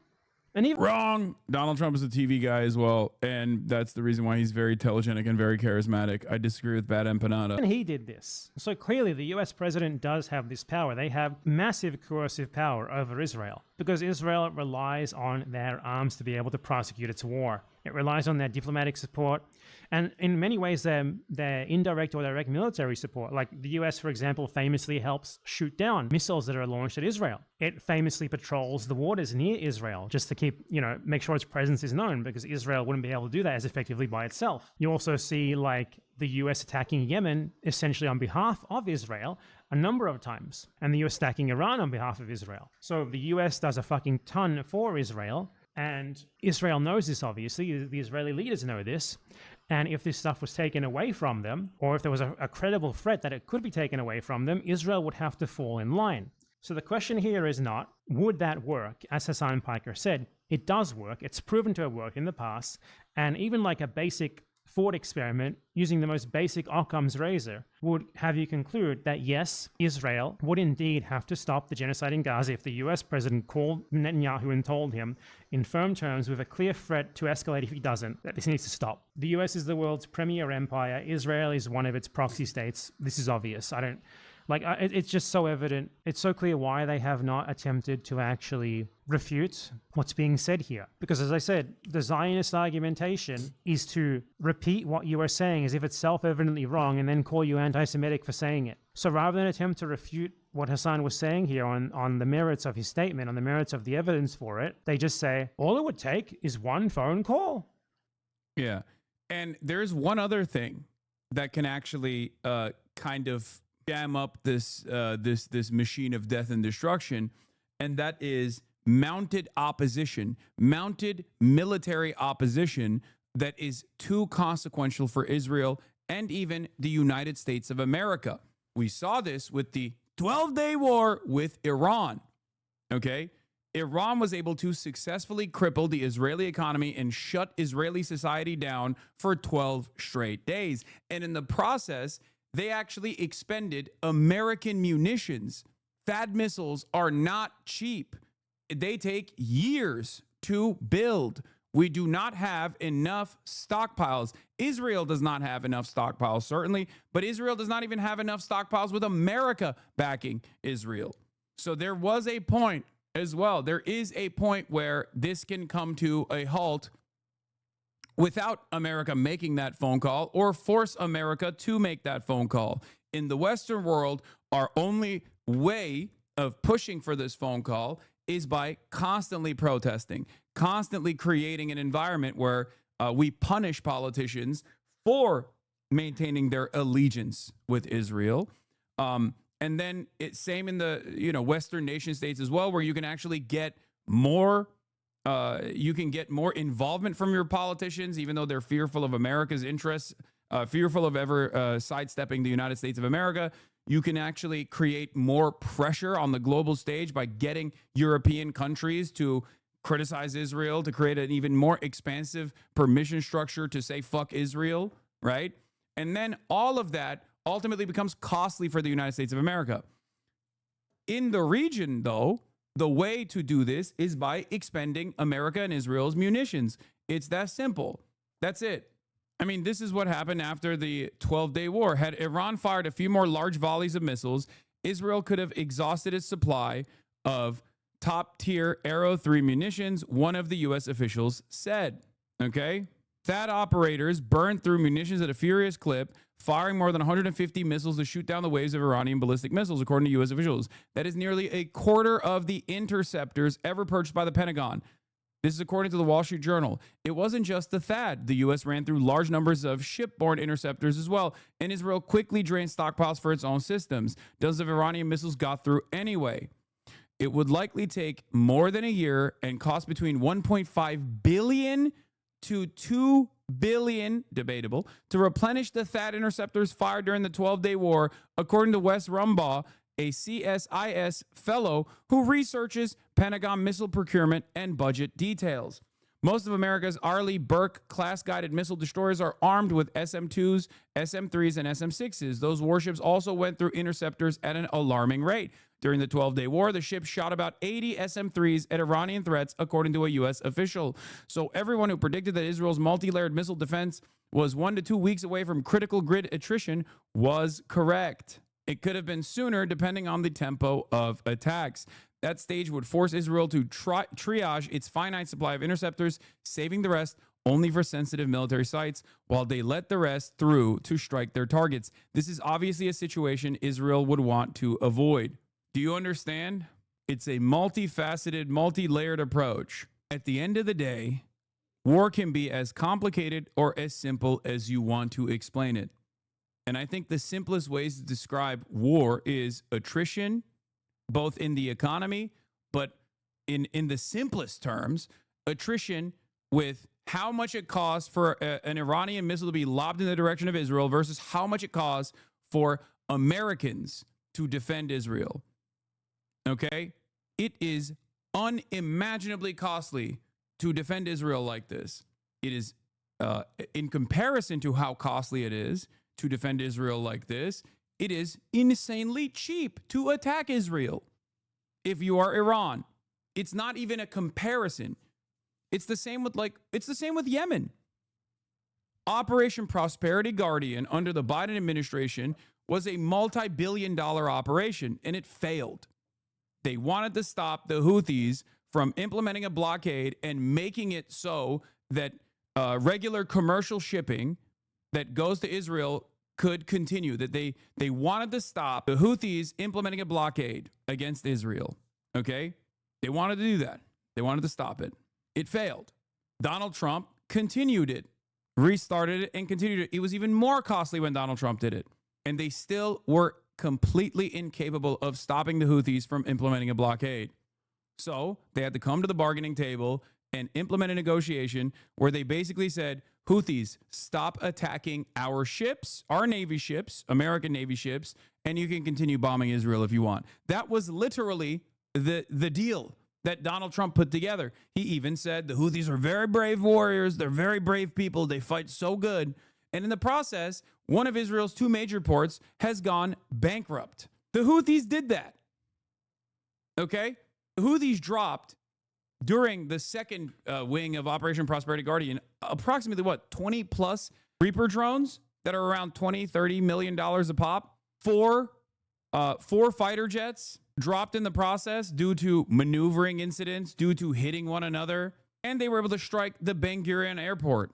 Is not even a question. It is not costly for them to do this. It is incredibly costly for America to continue doing this. Hello, stupid. And I mean, yeah, in 2021 as well, the Biden administration pushed Israel very firmly towards a ceasefire, though not quite as firmly as Reagan did. So this is something for which there is precedent, and it's something for which, even if there wasn't precedent of it happening in the past, you can just look at the relationship between the US and Israel, see how much the US gives to Israel, how much Israel is reliant on the US, and easily conclude that yes, the US president could absolutely force them to stop what they're doing in Gaza. The question is not, can he? The question is, why doesn't he? But again, thank you. Exactly. And no amount of explaining this is going to help these people understand this reality because they don't see this video. They don't come here. There is a steady flow of fuck Hassan propaganda that just like circulates in that corner of the internet. And especially if you're already like invested in the mindset that like America can do no wrong, or America can sometimes do wrong, but they're doing wrong while they're trying to do right. You know, if you have this kind of attitude, you never actually learn the truth. This is what's so frustrating about the nature of discourse online nowadays. I guess it's always been this way, but it's gotten especially worse in recent years, where no amount of explainers is going to cause someone who is already invested in the Hassan is stupid and dangerous and violent and a terrorist to basically turn around and go, wait a minute, let me look into this myself. Do you understand? We fought for over a year and the administration never said ceasefire. Now, this is from Drop Site News all the way back in April 28. Israeli officials were blunt about the benefits of Biden's passivity. Former Ambassador Michael Herzog declared, God did the state of Israel a favor that Biden was president during this period because it could have been much worse. We fought in Gaza for over a year and the administration never came to us and said, ceasefire now. It never did. And that's not the problem. That's not to be taken for granted. It's ironic because people will always say like, oh, he's looking at Twitter links. Like that's another one. That's another like fucking thought terminating cliche. I'm not looking at Twitter links. I'm looking at Twitter summarizations of an article from a reputable outlet like Drop Site News that is comprised of investigative reporters that have worked all around mainstream news that are fucking very well credentialed, people who I know personally. Okay? People always love doing that where they're like, he's just looking at Twitter links. It's like, I'm not. This is a Drop Site News summarization of an article that was initially reported in Axios. Okay? Or this is Channel 13, sorry. Axios reported on it as well. You can dismiss those people out of hand. I know. But the problem is you shouldn't. Because there are a lot of people like that. Them. And then October 7th happened and that absolute catastrophe and slaughter inside Israel. And now for nearly 2 years now, the revenge has been bitter and deep. And where is it leading Israel? Where does it leave the hostages? And where does it leave the Palestinian people? So there's a huge amount that Israel's allies, and especially the United States of America, who could, with a single phone call, change this. Yeah, there you go. Christian Amanpour, reputable, notable liberal, also saying that America could change this with one fucking phone call. Anyway, there's a Trump press conference happening right now after his executive order. Let's take a look. Redistricting, or whatever you want to call it, the Democrats have done it long before we started. They've done it all over the place. They did it in New York. They did it in a lot of different states. But in Massachusetts, so somebody used this as an example today. I was interviewed this morning, and they said, you know, it's pretty unfair. Trump got 40%. I'm not proud of that, but I think I probably got more, but that's okay. I got 40% in Massachusetts, and yet they have 100% of the vote in terms of Congress. So there's no Republican, there's no anything. So we should have 40%. You know why? They redistricted. And they've done it all over the place. And they've done it in California, by the way. You said that before, just one phone call. Is that an exaggeration or literally? Of course it's it's not literal, dude. Like, there is nothing. There's no policy change that happens with one singular phone call, okay? Don't be dense. Oh my God. It's the closest you can get, however, in terms of foreign policy to ending something with one singular, literally one singular phone call. Medical provision for people. We've watched them destroy our country for 4 years, and people don't want that. And people in Texas, as you saw, I got the highest vote in the history of Texas. I love Texas. Texas likes me, obviously. But I got the highest vote, and that was checked out on the show. Did you see that? Where they checked it out, they said he actually did get the highest vote in the history of Texas, which disappointed them. They were very disappointed to hear that. But Texas is a place that's done very well with a free enterprise kind of an attitude, with the exact opposite of what's happening in New York with a communist mayor. And they know what they're doing, and they're doing the right thing. Yeah. 2 questions for you.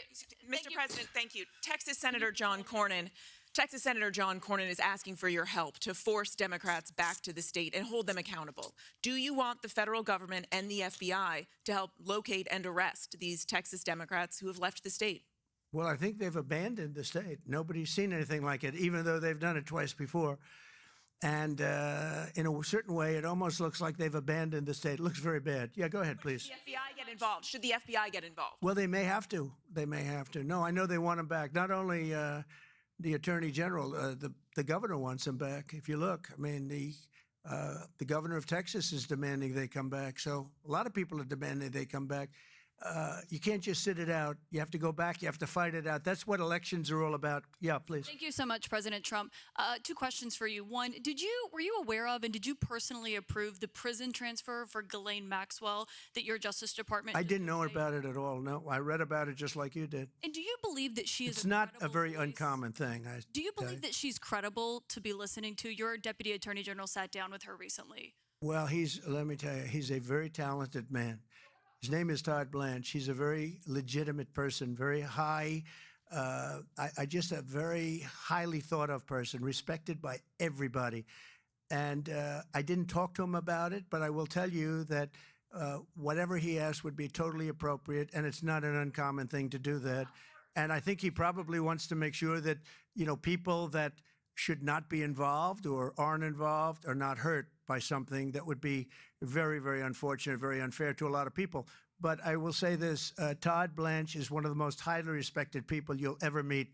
So I know this. I didn't discuss it with him, but anything he talked about with her or the fact that he did that, not unusual, number one, and most importantly is something that would be totally above board.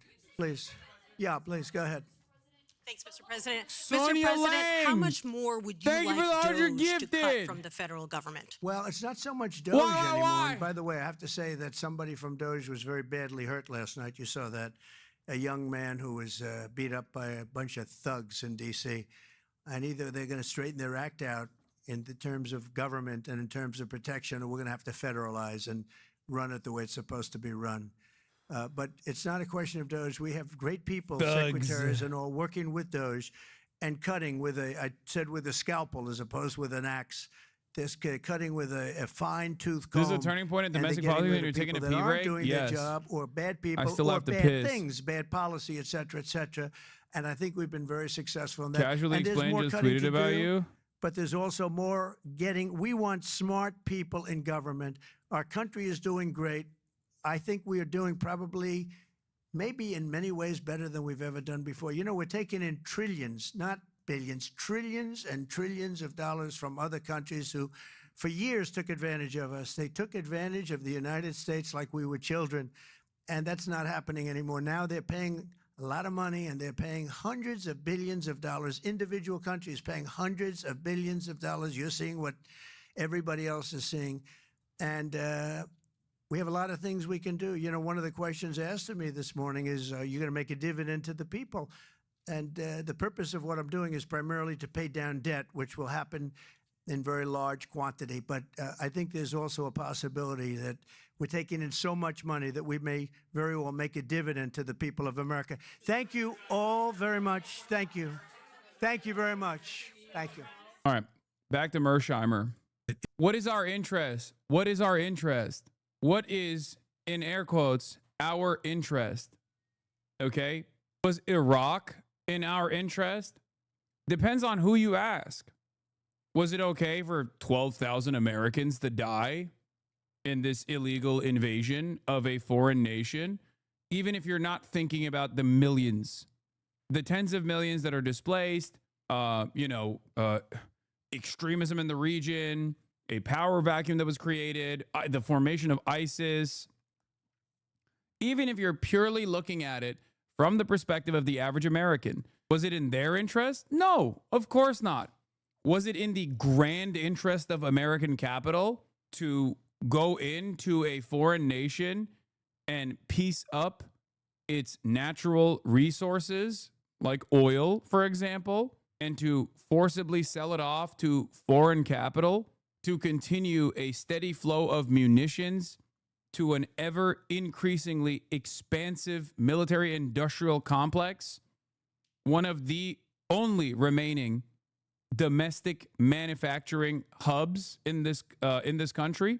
It was in the interest of capital. It was in the interest of corporations. It was in the interest of Halliburton, which then played a formative role in the rebuilding efforts of Iraq, right?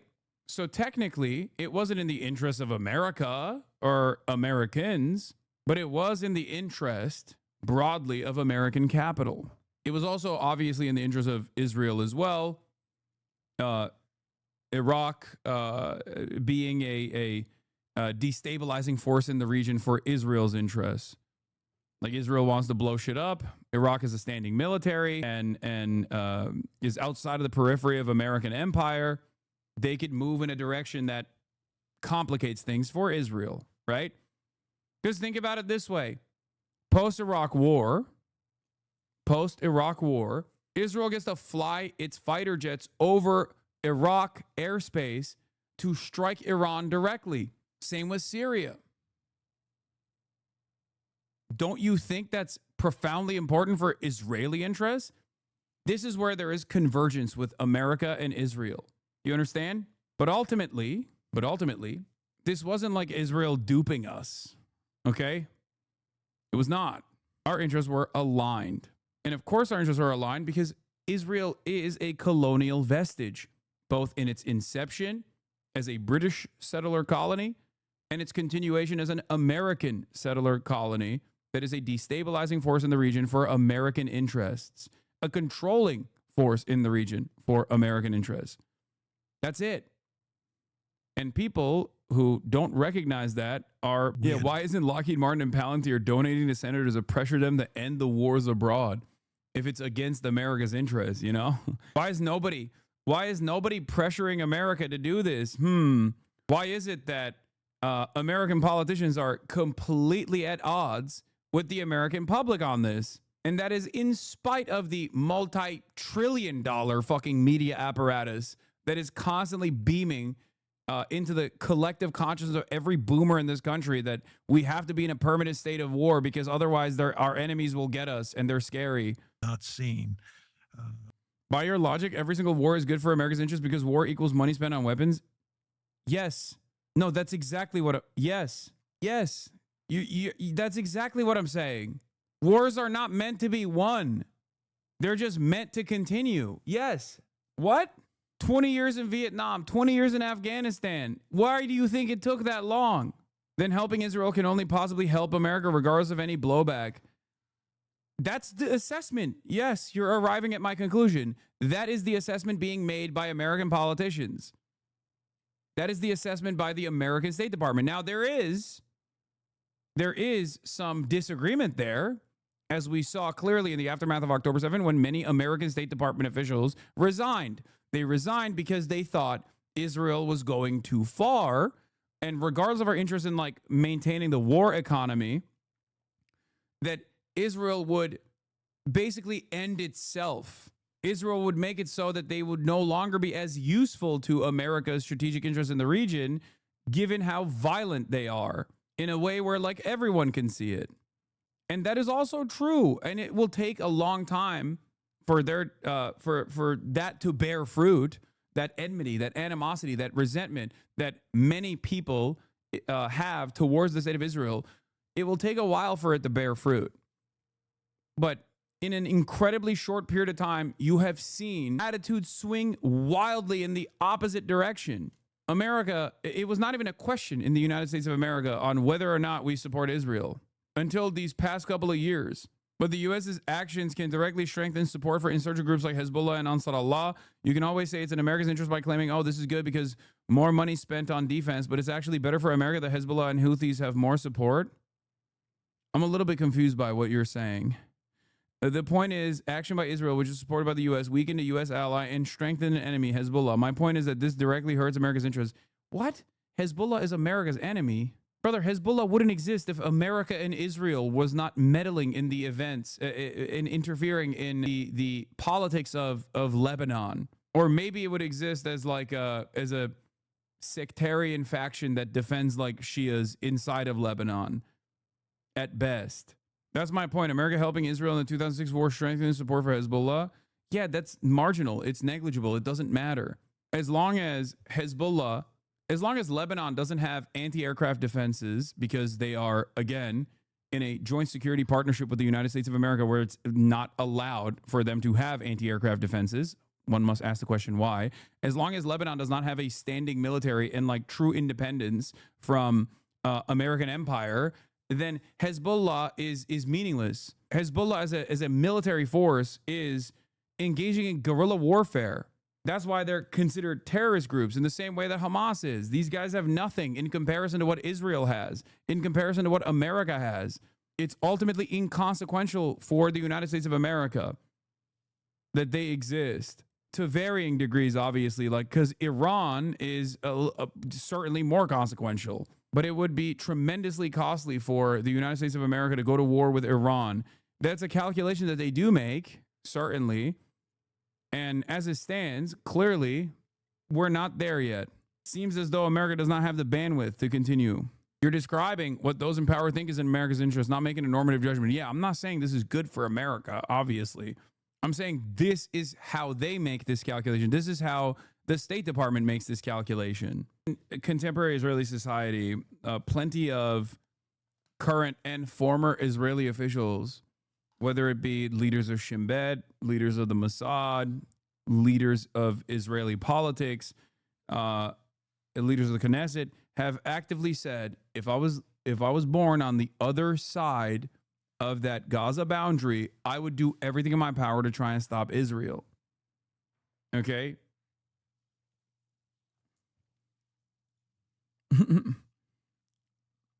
Someone said, is this anti-Semitic? And then this person said, it is Sag. October 7th.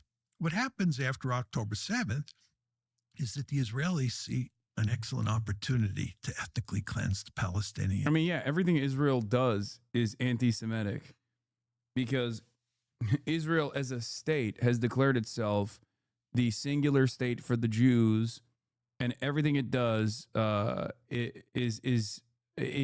its own claims is advancing the interests of Jews. So yes, Israel is unimaginably anti-Semitic. In Gaza, you have about 2.3 million Palestinians in Gaza. Just to be clear, you have about 2.3. Israel's literally running around being like, we are Jewish. We love doing this for Jews. We love starving children for Jews. And if you ever say starving children is bad, then you hate Jews.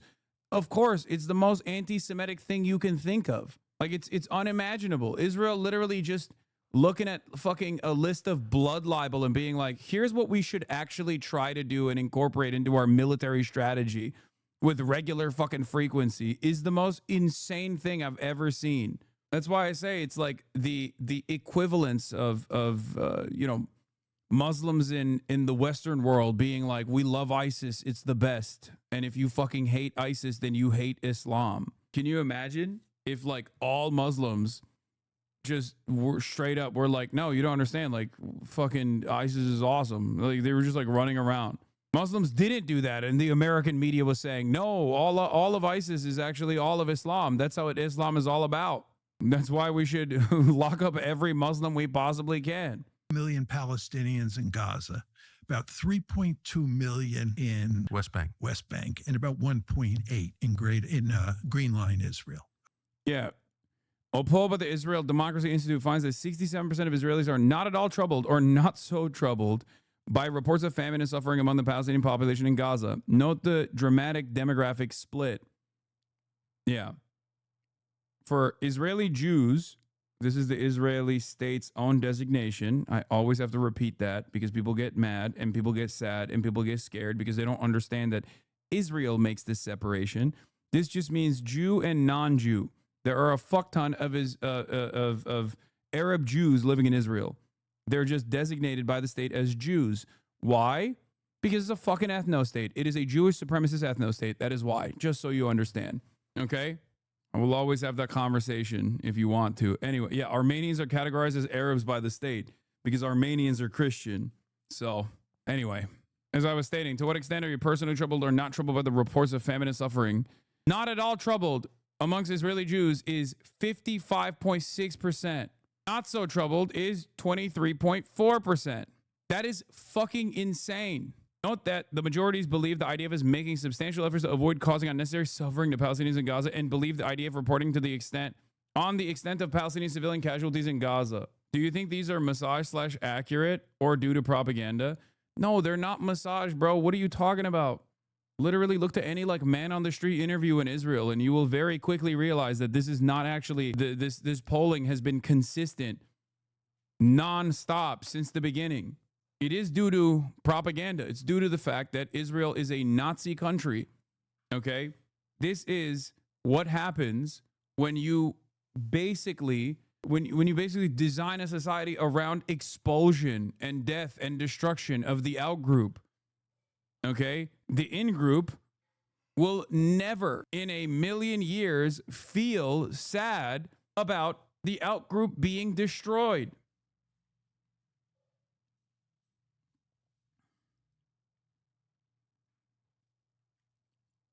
A vast majority of Israeli Jews, 79%, say they are not so troubled or not troubled at all by the reports of famine and suffering among the Palestinian population in Gaza. Good for them. They learned the lesson of October 7. Yes, totally. The lesson Israelis should draw from October 7 is to ignore Palestinian suffering. Genius. I think what's really interesting about this is this number. Among those who responded to the poll, only 0.8% of Jews in Israel said they don't know to what extent are they personally troubled or not troubled at all by the reports of famine and suffering among the Palestinian population in Gaza, which means they all know what the fuck is going on. Okay?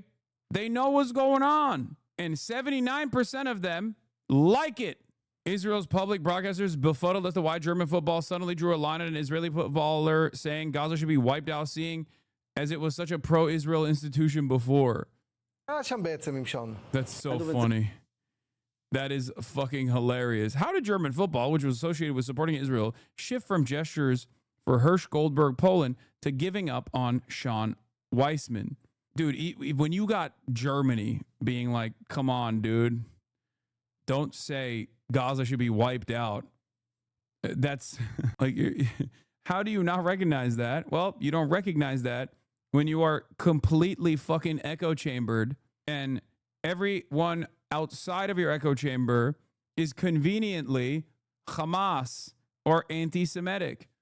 They have the greatest fucking thought terminating cycle you could ever have. Anti-Semitism. Anti-Semitism plays a formative role in the collective identity of Israel. Okay?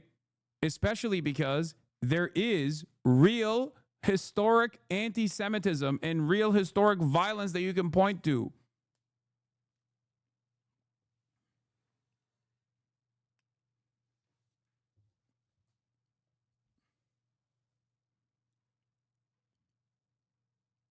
It is so unimaginably successful.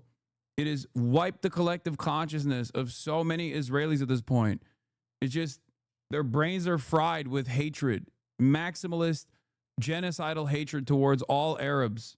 From the beginning, have wanted a greater Israel. And David Ben-Gurion wrote a piece. I know his past is sketchy, but is it possible that Tucker's now an ally, at least in some progressive messaging? Like this anti-establishment stuff is generally good. What he's doing, salute the rank, not the man sort of deal? No, absolutely not. Tucker Carlson is not an ally, and I will explain to you why over and over again. He did this during 2016 when Donald Trump was the president, where he started pushing this left populist, economic populist messaging over and over again when he has no interest in such things. Okay? He is first and foremost an ultranationalist. He is first and foremost a fascist, and a very dangerous fascist propagandist, by the way. He just recognizes that this issue is done. Okay? This issue is one that he can get people on board on. Like, he can use this issue to get guys like you, or ladies like you, or people like yourself to go, wait a minute, maybe he is earnest. Israel is one of the easiest ways that you can communicate earnesty. Okay? One of the easiest ways that you can communicate earnesty to a broad audience of Americans, because it's one that the overwhelming majority of Americans recognize is fucked up, and yet none of the people in the media ecosystem or in American politics is actively telling it like it is. So when you come out, and at this point, I'm saying, because before October 7, it was not the case. Okay? Before October 7, the broader public opinion on Israel was just like, yeah, we're pro-Israel. What the fuck do you mean? They're like sometimes getting hurt by scary Muslims.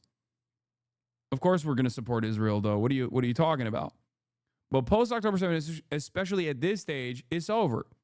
Public consciousness has shifted dramatically to recognize the humanity of Palestinians and the plight of the Palestinians, and therefore, anyone who comes out and sees this messaging void and just slams a pro-Palestinian position into their commentary is doing so, like a person like Tucker Carlson, who has always been pro-American empire, pro-American imperialism, who is first and foremost a nationalist, will use this as an opportunity to farm sympathy, will use this as an opportunity to get people on board to say, look, I'm not like the other Republicans, okay? I'm not like those guys. Those guys are compromised. And for the record, yeah, this is why Nick Fuentes is getting a platform again, because of his Israel position, because they look to people like Nick Fuentes and go, well, you've been on the fuck Israel tip all along. Explain to us why. The scariest part about all of this is that Americans are more likely to believe someone like Nick Fuentes or Tucker Carlson than they are to believe someone like myself, partially because Nick Fuentes and Tucker Carlson come from the side of patriotism. Okay? That's number one. Number two, their commentary on this actually ends up defending America's morality. Okay, America as a entity, America as a institution, America as like Americans, okay? It defends America's infallibility here, that Americans want this to end, but our politicians, who also see how fucked up the situation is, simply can't stop because they're getting Jewish money. Jews are the outsiders here. American Jews are the outside entity here, because that's what fascists believe. Or at least that's what fascists communicate. Okay? That's how anti-Semitism works. So if we were to rid ourselves of the scourge of Jewish mind control, Jewish influence, Jewish interests, these guys say that America would be this shining beacon of light and prosperity. Do you understand? This is why I think if you do not have a materialist analysis in your basis, you end up falling victim to these sorts of conspiracies, because everyone wants to solve the puzzle. And if the reasons as to why America is letting Israel do all of this is because America also enjoys the benefits and even lets Israel get out of hand from time to time, because ultimately this position, this cycle of reinforcement has only happened due to decades of steady propaganda, moneyed interest, pervasive influence, institutions that were propped up exclusively at the behest of defending Israel. None of that would happen if Israel did not play this formative role in American foreign policy in the region. Okay? And if you can't see it as that, then you have to seek out an alternative answer. And if you're looking for an alternative answer, well, Nick Fuentes and Tucker Carlson will give it to you. Tucker Carlson won't say it outright. He'll always dance around the issue, but he'll dangle it to you like a carrot. Okay? And Nick Fuentes will say it outright. It's Jewish influence. It's Jews. It's American Jews. Jews are the rootless cosmopolitans that actually are a dangerous scourge on the otherwise infallible and superior Western civilization. Western civilization that was propped up by white people. Western civilization that has been defended by white people. Western civilization that is incredible, that has brought so much technological prosperity to the entire world, that has civilized the entire world through colonial expansion, has brought technology to the fucking unwashed savages of the world. That's it. That's the alternative argument. And that argument, unfortunately, is that alternative argument is certainly one that is in line with Americans that have been sheltered from dialectical materialism, sheltered from socialist opinions, sheltered from and made fearful of anti-imperialist sentiment for a very long time. That's what I'm fearful of. His goal is to stop Tucker. You're making it worse. I mean, this is classic Tucker. He knows the fucking answers. He's just playing stupid. Okay. He is like functionally, he's a great interviewer. He is like, if you're talking about skill, he is a media demon. That's why he's so fucking evil. Okay. He is very, very smart. That's part of the reason why I really dislike him. That's why I think he is dangerous. He is a far better propagandist than many, many people on the Republican side. Is he not grifting here? I feel like he's totally grifting. Look, when he has John Mearsheimer on, no, I don't think he likes Israel. Okay? I don't think he likes Israel in general. I don't know if he really, if he cares much for Jews in general. And I think like that probably is part of it. But he's ultimately an American fascist, okay? He is a real ass American fascist. And as an American fascist, as a white supremacist, whether American Jews are a part of that puzzle or not doesn't really matter too much. The reason why he's having these conversations, the reason why he is like this overtly anti-Israel now is because he knows that this is a way to bring millions of people on board with whatever the fuck he's going to do next. Okay? That's it. I mean, there's a reason why he has rarely ever fucking spoken out against Israel until recently. People will say, oh, it's because he was at Fox News. Okay, there were plenty of people in prominent positions in media that lost their fucking jobs after October 7. There are plenty of people who have been incredibly outspoken on Israel. Tucker's not one of them. I do not think Tucker Carlson is a left-leaning populist at all.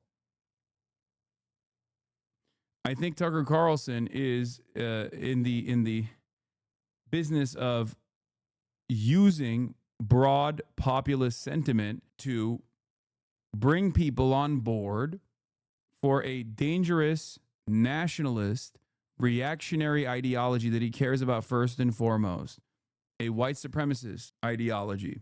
There's a reason why the Nazis are national socialists. Did they do any socialism? Is there anything in the Nazi elimination campaign that had anything to do with socialism? No, of course not. The first people that Nazis put in concentration camps were socialists. Socialists, trade unionists, and communists. The Nazis despised socialism, said that socialism was a Jewish invention, but they still called themselves socialists. They called themselves National Socialists. Why did they do that? Because they also understood the popular sentiment of socialism at the time. Just like Tucker Carlson, who will never call himself a socialist because that doesn't exist anymore. that kind of popularity doesn't exist anymore, okay, will still lean heavily on left-wing economic populist ideals, regardless of his lack of interest in implementing those left-wing economic ideals. You're being paranoid, bro. Hassan, listen to Daryl Cooper's 20-hour pod on Palestine. I don't agree. He has never been anti-Palestine. I think maybe sometimes you read too much into it. Chatter, I do media criticism first and foremost, and I don't know how to say this without coming across like an asshole, but I think you're maybe a little misguided about how much I know about Tucker Carlson's background. Also, the other guy that you're suggesting is Daryl Cooper. I haven't seen his 20-hour podcast, Fear and Loathing in Jerusalem, right? I think that's what it's called. But Daryl Cooper has also, again, said a bunch of really fucking strange things about Adolf Hitler directly. Something that Tucker Carlson himself won't do, of course, because he recognizes the permission structure around this kind of thing far better than anyone else ever would. Okay? But Tucker Carlson himself, that's been debunked. What do you mean debunked? I saw him say it on Joe Rogan. Not only that, but also, we're not even talking about Daryl Cooper anyway. We're talking about Tucker Carlson. This is the thing that I know the best, okay?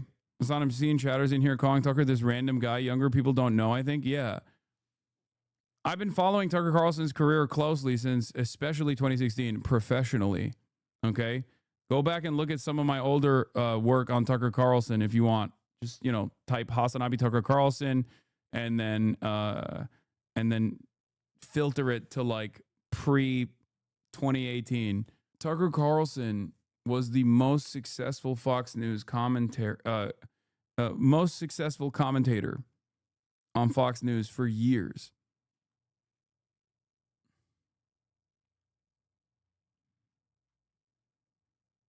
Tucker Carlson comes from the Swanson food dynasty. If socialism is so unpopular, how could Mamdani win?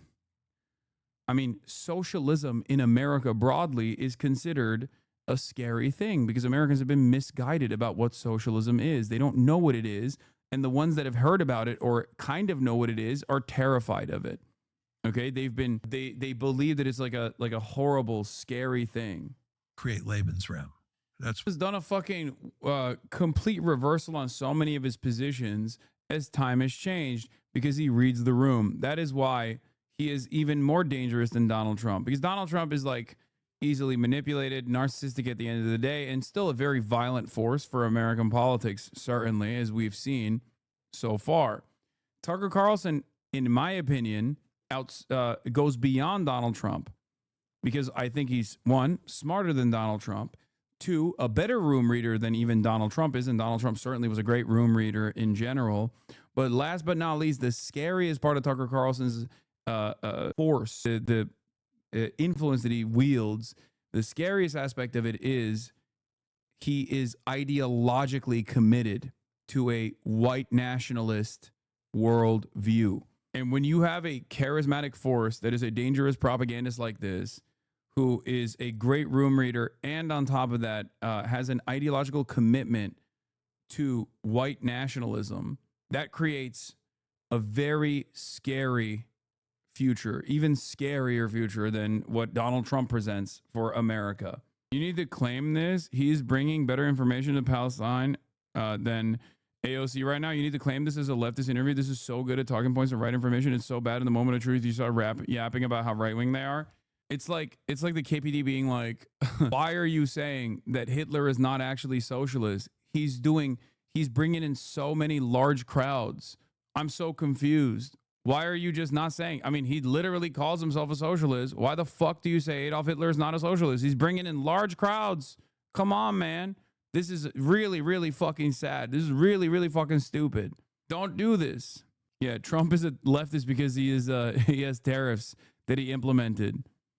He's a trade protectionist, so he must be a fucking socialist himself. I think it's important to showcase the dangers of Tucker Carlson while simultaneously talking about the truthful information that they're literally the back and forth that they have here that is otherwise truthful about Israel. No, you're not taking my argument. These are leftist ideas. I know, but I already explained the parts of Tucker Carlson and Mersheimer's conversation that is truthful and good. And I even said it's good that Mersheimer went on Tucker Carlson's platform to speak convincingly about how Israel operates. It's not a bad thing for anti-Zionists to gain prominence. It's not a bad thing for people to explain how Israel operates to as large an audience as possible, okay? Part of that is because of, as I've said over and over again, the void of information in mainstream circles. You do not have a lot of opportunities to speak for this long on fucking CNN. You will never be able to speak like this on CNN in general, or maybe in the future if things go really fucking south for Israel, which could happen. Well, I would say in the Middle East, in the Middle East, there's no parallel in recorded history. Also true. Just very important. States sometimes have. This is where I agree with Mersheimer though, and it's because it's not just, oh, Israel's a vassal state, Israel's a client state. Because of its client state status, Israel has been able to prop up an incredibly sophisticated network of influence in the Western world in general. But that only happens because Israel played a profoundly important strategic role in America's interest in the region and even against USSR influence during periods of pan-Arabic nationalist struggle. Okay? That's it. But the reason why it stretches far beyond any other client state, for example, is because Israel has taken advantage of the allowance that the American State Department has given it to come back to the United States, to come back to all of these other Western nations and prop up instruments of influence, advocacy groups, and the like. And also, of course, all of that is captured under the umbrella of AIPAC. That's what people usually point to. But that's what I mean when I say AIPAC influence or Israeli influence. There is no other country that has ever been allowed to do the shit that Israel does, both to American military positions at times, or even espionage, like open espionage against American interests at times, at other times. And a part of that reason, and the part of the reason why like so many fucking politicians say, oh my God, even if the fucking state fell apart, we would still find money to give to Israel, is because of that. It's not because they are tied to the hip to Israel with like America's strategic interests. It's also because of the pervasive influence of Israel in American politics in general for decades. But it's also falling apart. One of the more ridiculous things about the special relationship between Israel and the U.S. is that Israel has a long history of lying to the U.S., and the U.S. always knows Israel is lying and decides to promote the lie or otherwise help Israel anyway. The 67 war was maybe the first case of this. Yeah. Tom Nichols, in the tradition of international law, preemptive attack is a spoiling attack meant to strike an enemy who was imminently going to strike you. This is what Israel did in 1967, getting the jump on Arab armies that were about to attack. That's usually permissible. Okay, Tom Nichols, Radio Free Tom, writer of The Atlantic, an outlet that is literally owned by an Israeli concentration camp guard. A right-winger would never do it. If you start yapping about how good deportation is, they would immediately say, Hasanabi finally goes right. And because your base changes, you can't perform your left-wing ideas anymore. What are you talking about? What? If it's like Hitler is doing leftism and you start talking about how it is right-wing? No, you're fucking stupid. That's not. Tucker Carlson is not advocating or even doing anything that's remotely leftist. What the fuck? I think it's important to still explain to people why Tucker Carlson is engaging in this, especially when people ask this question, or especially when people say, Tucker Carlson has been a very proud, out and about white nationalist for most of his fucking career. Should we have him as an ally? It's like, no, be reasonable, okay? Actually, Israel blatantly lied to both the U.S. and the UN in 1967 that Egypt had attacked it first, precisely because the case for an imminent Egyptian attack was weak and contradicted even by Mossad. It only admitted it had attacked Egypt first later.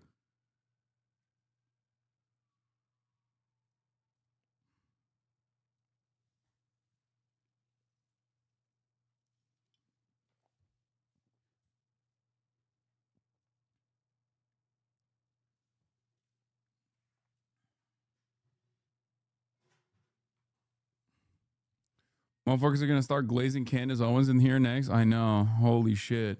But this is why I was mentioning how even a cynical, cold, calculated way of defending Palestinians is so successful at bringing people onto your cause. This is it.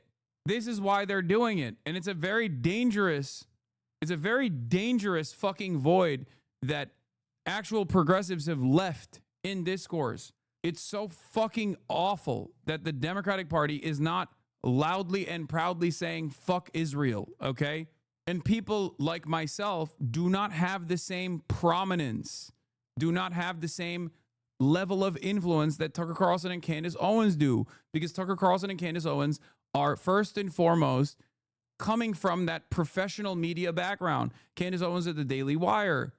Candace Owens was propped up by David Horowitz, went to the Daily Wire, was routinely on Fox News. Tucker Carlson was the most popular political commentator in the country for a decade, also at Fox News. They have a lot more institutional clout. They have a lot more motion, even when they go independent. I'm the largest singular socialist leftist media figure in North America. And I do not have a fraction of the institutional prominence that Tucker Carlson has. Same with Candace Owens.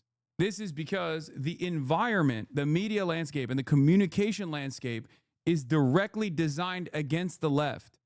The only group of individuals that are outcast, are considered pariahs, are leftists, socialists, Marxists. We have to eat it from both the liberals, and we get cast aside by the liberals as spoilers, and we have to withstand attacks from the right. Right-wingers do not have this same issue, no matter how extreme they are. Okay? Right-wingers don't have this issue because, directionally speaking, reactionary ideology always wants to go more and more right-wing. And therefore, someone like Nicholas Fuentes is more in line with the current administration than someone like myself ever will be with a Democratic administration. It is like the daylight between Nick Fuentes and Donald Trump is more marginal than the daylight between me and like Bernie Sanders, I guess. That's it. It would be like if Bernie Sanders and the entire Democratic Party was like redesigned by Bernie Sanders and everyone was like Bernie. Only then would it look like the difference of opinion between Nick Fuentes and Donald Trump. Do you understand? And when people say, oh, the Netanyahu government, that's what Bernie says, or Bernie's a liberal Zionist. Exactly. Okay, Trump is a Omega Zionist, and Nick Fuentes is anti-Israel and anti-Semitic. That's why I said there are differences in opinion between Nick Fuentes and Donald Trump, but they're directionally on the same side. And there's not a lot of daylight between the way that they present certain issues, like the dangers of immigrant crime or whatever, and mass deportations. So there is no equivalence between people who are leftists and doing independent commentary and people who are far right and doing independent commentary. Have similar A. And the problem is, what is this guy doing? I don't disagree at all. I'm pro-immigration. The point is that immigrants have undocumented status and therefore less liability. Argue for labor rights, allow for corporations to use the labor pool to undermine workers. The fix should be to make all workers documented and have the same status. That isn't the argument, though. Wait, what? Are you trying to fucking argue that Tucker Carlson is not like a fucking white nationalist in the chat? Is that what we're actually doing? Okay, it's over. I gotta do this now. Where is it?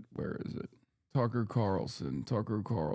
Hi, Tucker Carlson's white pilling your dads every night. On the left, you may have noticed everything is about race. Everything, even things that have nothing to do with race. There's one thing Tucker Carlson hates. It's continuing to wear bow ties. That and talking about race. Unless it's about preserving the white race. Everybody gets a safe space except white men. They are hated and despised. Attacking white men for being white men. Attack white men for their privilege in a whole bunch of ways. I was handed a box of saltine crackers, and in a group chat during the event, a student photoshopped my face onto a cracker. This is what Tucker Carlson's doing with Bill O'Reilly's coveted 8 p.m. slot on Fox News, which is currently the third most popular cable news show in the country. By the way, just to pause, I assume that's a slur against your ethnicity, correct? I've talked about this on my Twitch a lot, but only the most important subjects are covered on Tucker's show, like white genocide, which is in fact something that the left is advocating for, apparently.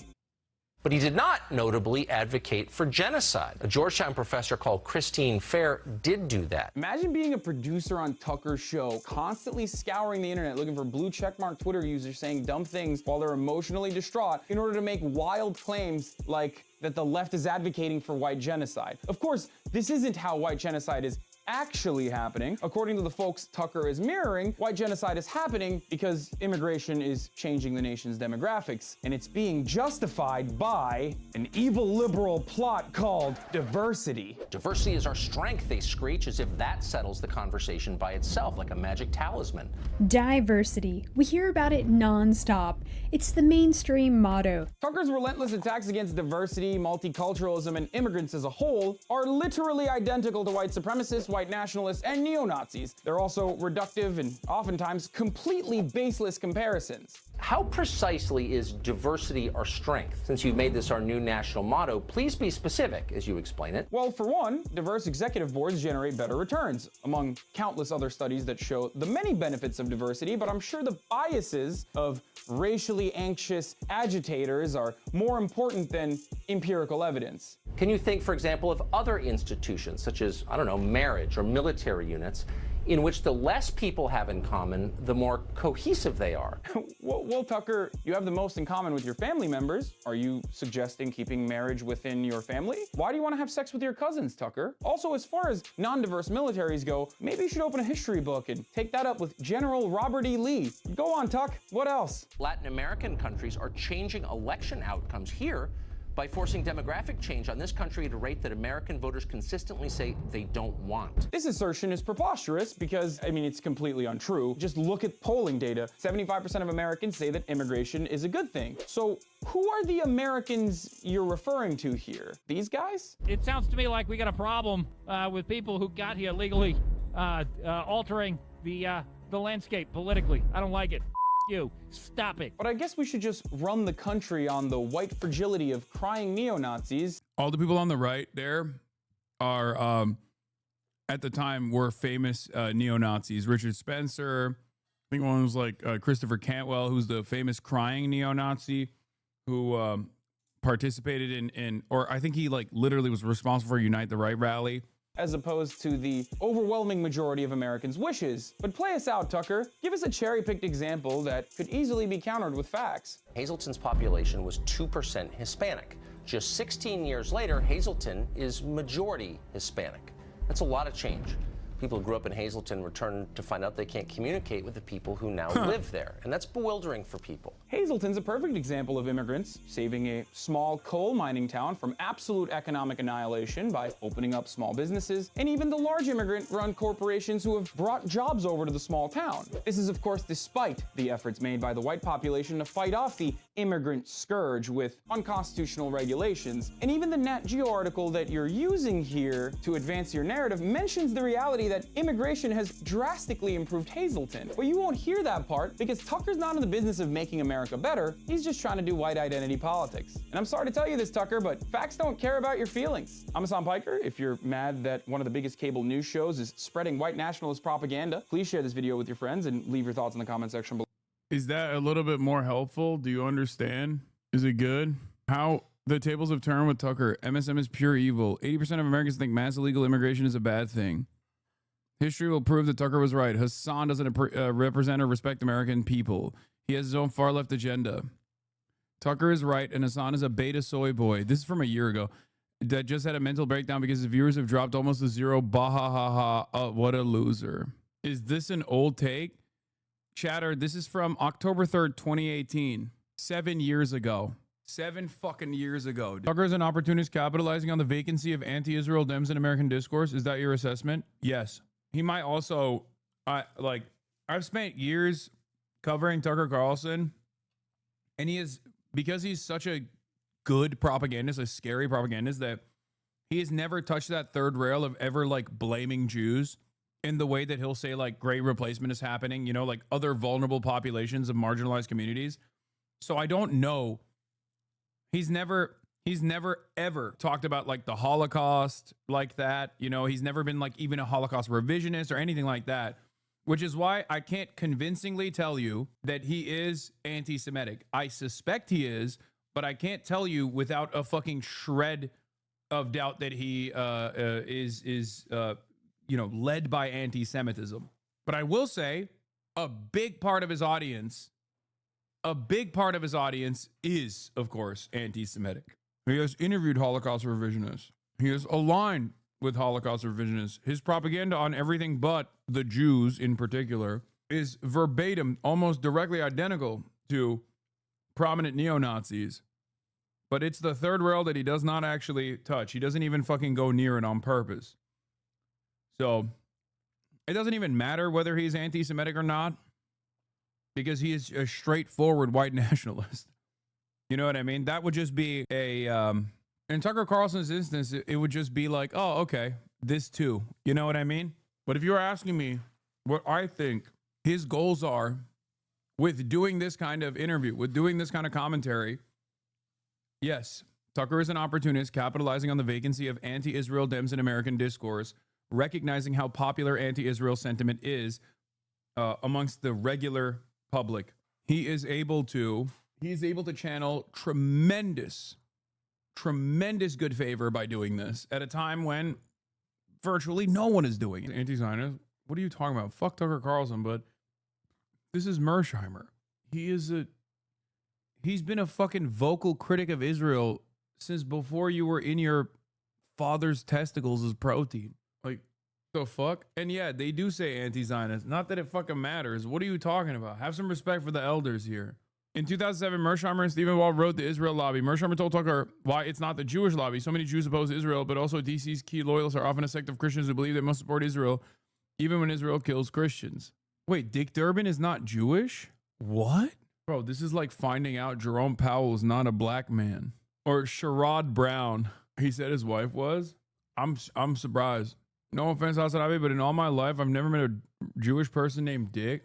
I guess you're not wrong. No, I'm not talking about Colin Powell, dude. I'm saying Jerome Powell. The joke is that Jerome Powell is not. He's white. His name is Richard. Dick is short for Richard. I guess Richard is a Christian name only. Is that what it is? I thought, are Jews not named Richard? Like, what the fuck? There's definitely plenty of Jews named Richard, bro. I mean, it's not a common, sure, maybe it's not a common one, but Richard Lewis, Richard Wolf. I don't know that I've ever met a Jewish person named Richard, to be honest. There's definitely a bunch of Richards that are Jewish. Okay, I don't know where we got here. Anyway, I'm done with this fucking video. We watched enough of it, but goddamn, it was good. Now let's look at the DOJ launching a probe into intelligence regarding Trump and Russia in the run-up to the 2016 election. Attorney General Pam Bondi has ordered a new grand jury probe. She wants to look into the Obama administration's investigation into Russia's interference in the 2016 election. Weijia Jiang is at the White House. Weijia, good morning.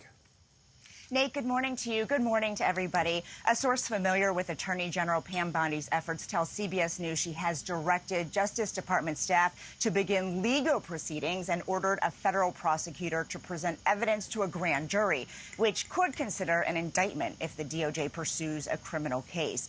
It's unclear what the charges could be and who would face them, but we know President Trump, without evidence, has accused former President Obama of treason, leading an effort to link Trump to Russia and undermine his 2016 presidential campaign. This comes after Director of National Intelligence Tulsi Gabbard made a criminal referral to the DOJ last month, saying there was expressed intent to create a fake manufactured intelligence document and evidence that, quote, can only be described as a years-long coup and a treasonous conspiracy against the American people. Democrats dispute her claims, pointing to the findings of a bipartisan. This is so stupid. Number one, you won the election, dumbass. And it was the last one, not even this one. We're talking about the last one, which Obama supposedly tried to coup on. Number two, nobody gives a fuck about Barack Obama at this stage. Up 10 smokescreen, it's so bad. It's such a bad smokescreen. No, I don't think this has any impact, dude. I think this doesn't even move. Like, I know Republicans fucking hate Obama. Obama is black. You know, he's African, Muslim man, all this shit, right? Like, but I don't think this moves the needle at all for these motherfuckers. And it's extra funny because it's like, one, at this point, numerous investigations have been conducted on the Russiagate stuff. And like, everyone has basically said, including Tulsi Gabbard, when she like revealed this bombshell, that like there was decent reason as to why people, one, investigated Russian interference, and two, found Russian interference. Now, did people greatly overemphasize the extent of that influence operation? Certainly. But it's not like they didn't find anything. They did. Russia was trying to intervene in American elections. So what are we talking about? Like, they literally fucking did that. It's so stupid. And last but not least, perhaps the dumbest part is the charge. A conspiracy to do a coup. Dog, you did January 6th. What the fuck do you mean? Obama was, by your own administration's estimations, with numerous bipartisan investigations committed, was like in charge of a perfectly valid investigation that actually found evidence that there was Russian collusion and also Russian interference attempts, is responsible for treason and trying to do a coup. But you did January 6th and it's supposed to be nothing? Like, what are we doing? You want me to sit here and be like, yeah, a perfectly valid investigation into a foreign adversary's involvement in our elections is actually treasonous coup, but also literally trying to do an insurrection is not a coup? Like, we need a different term for it then.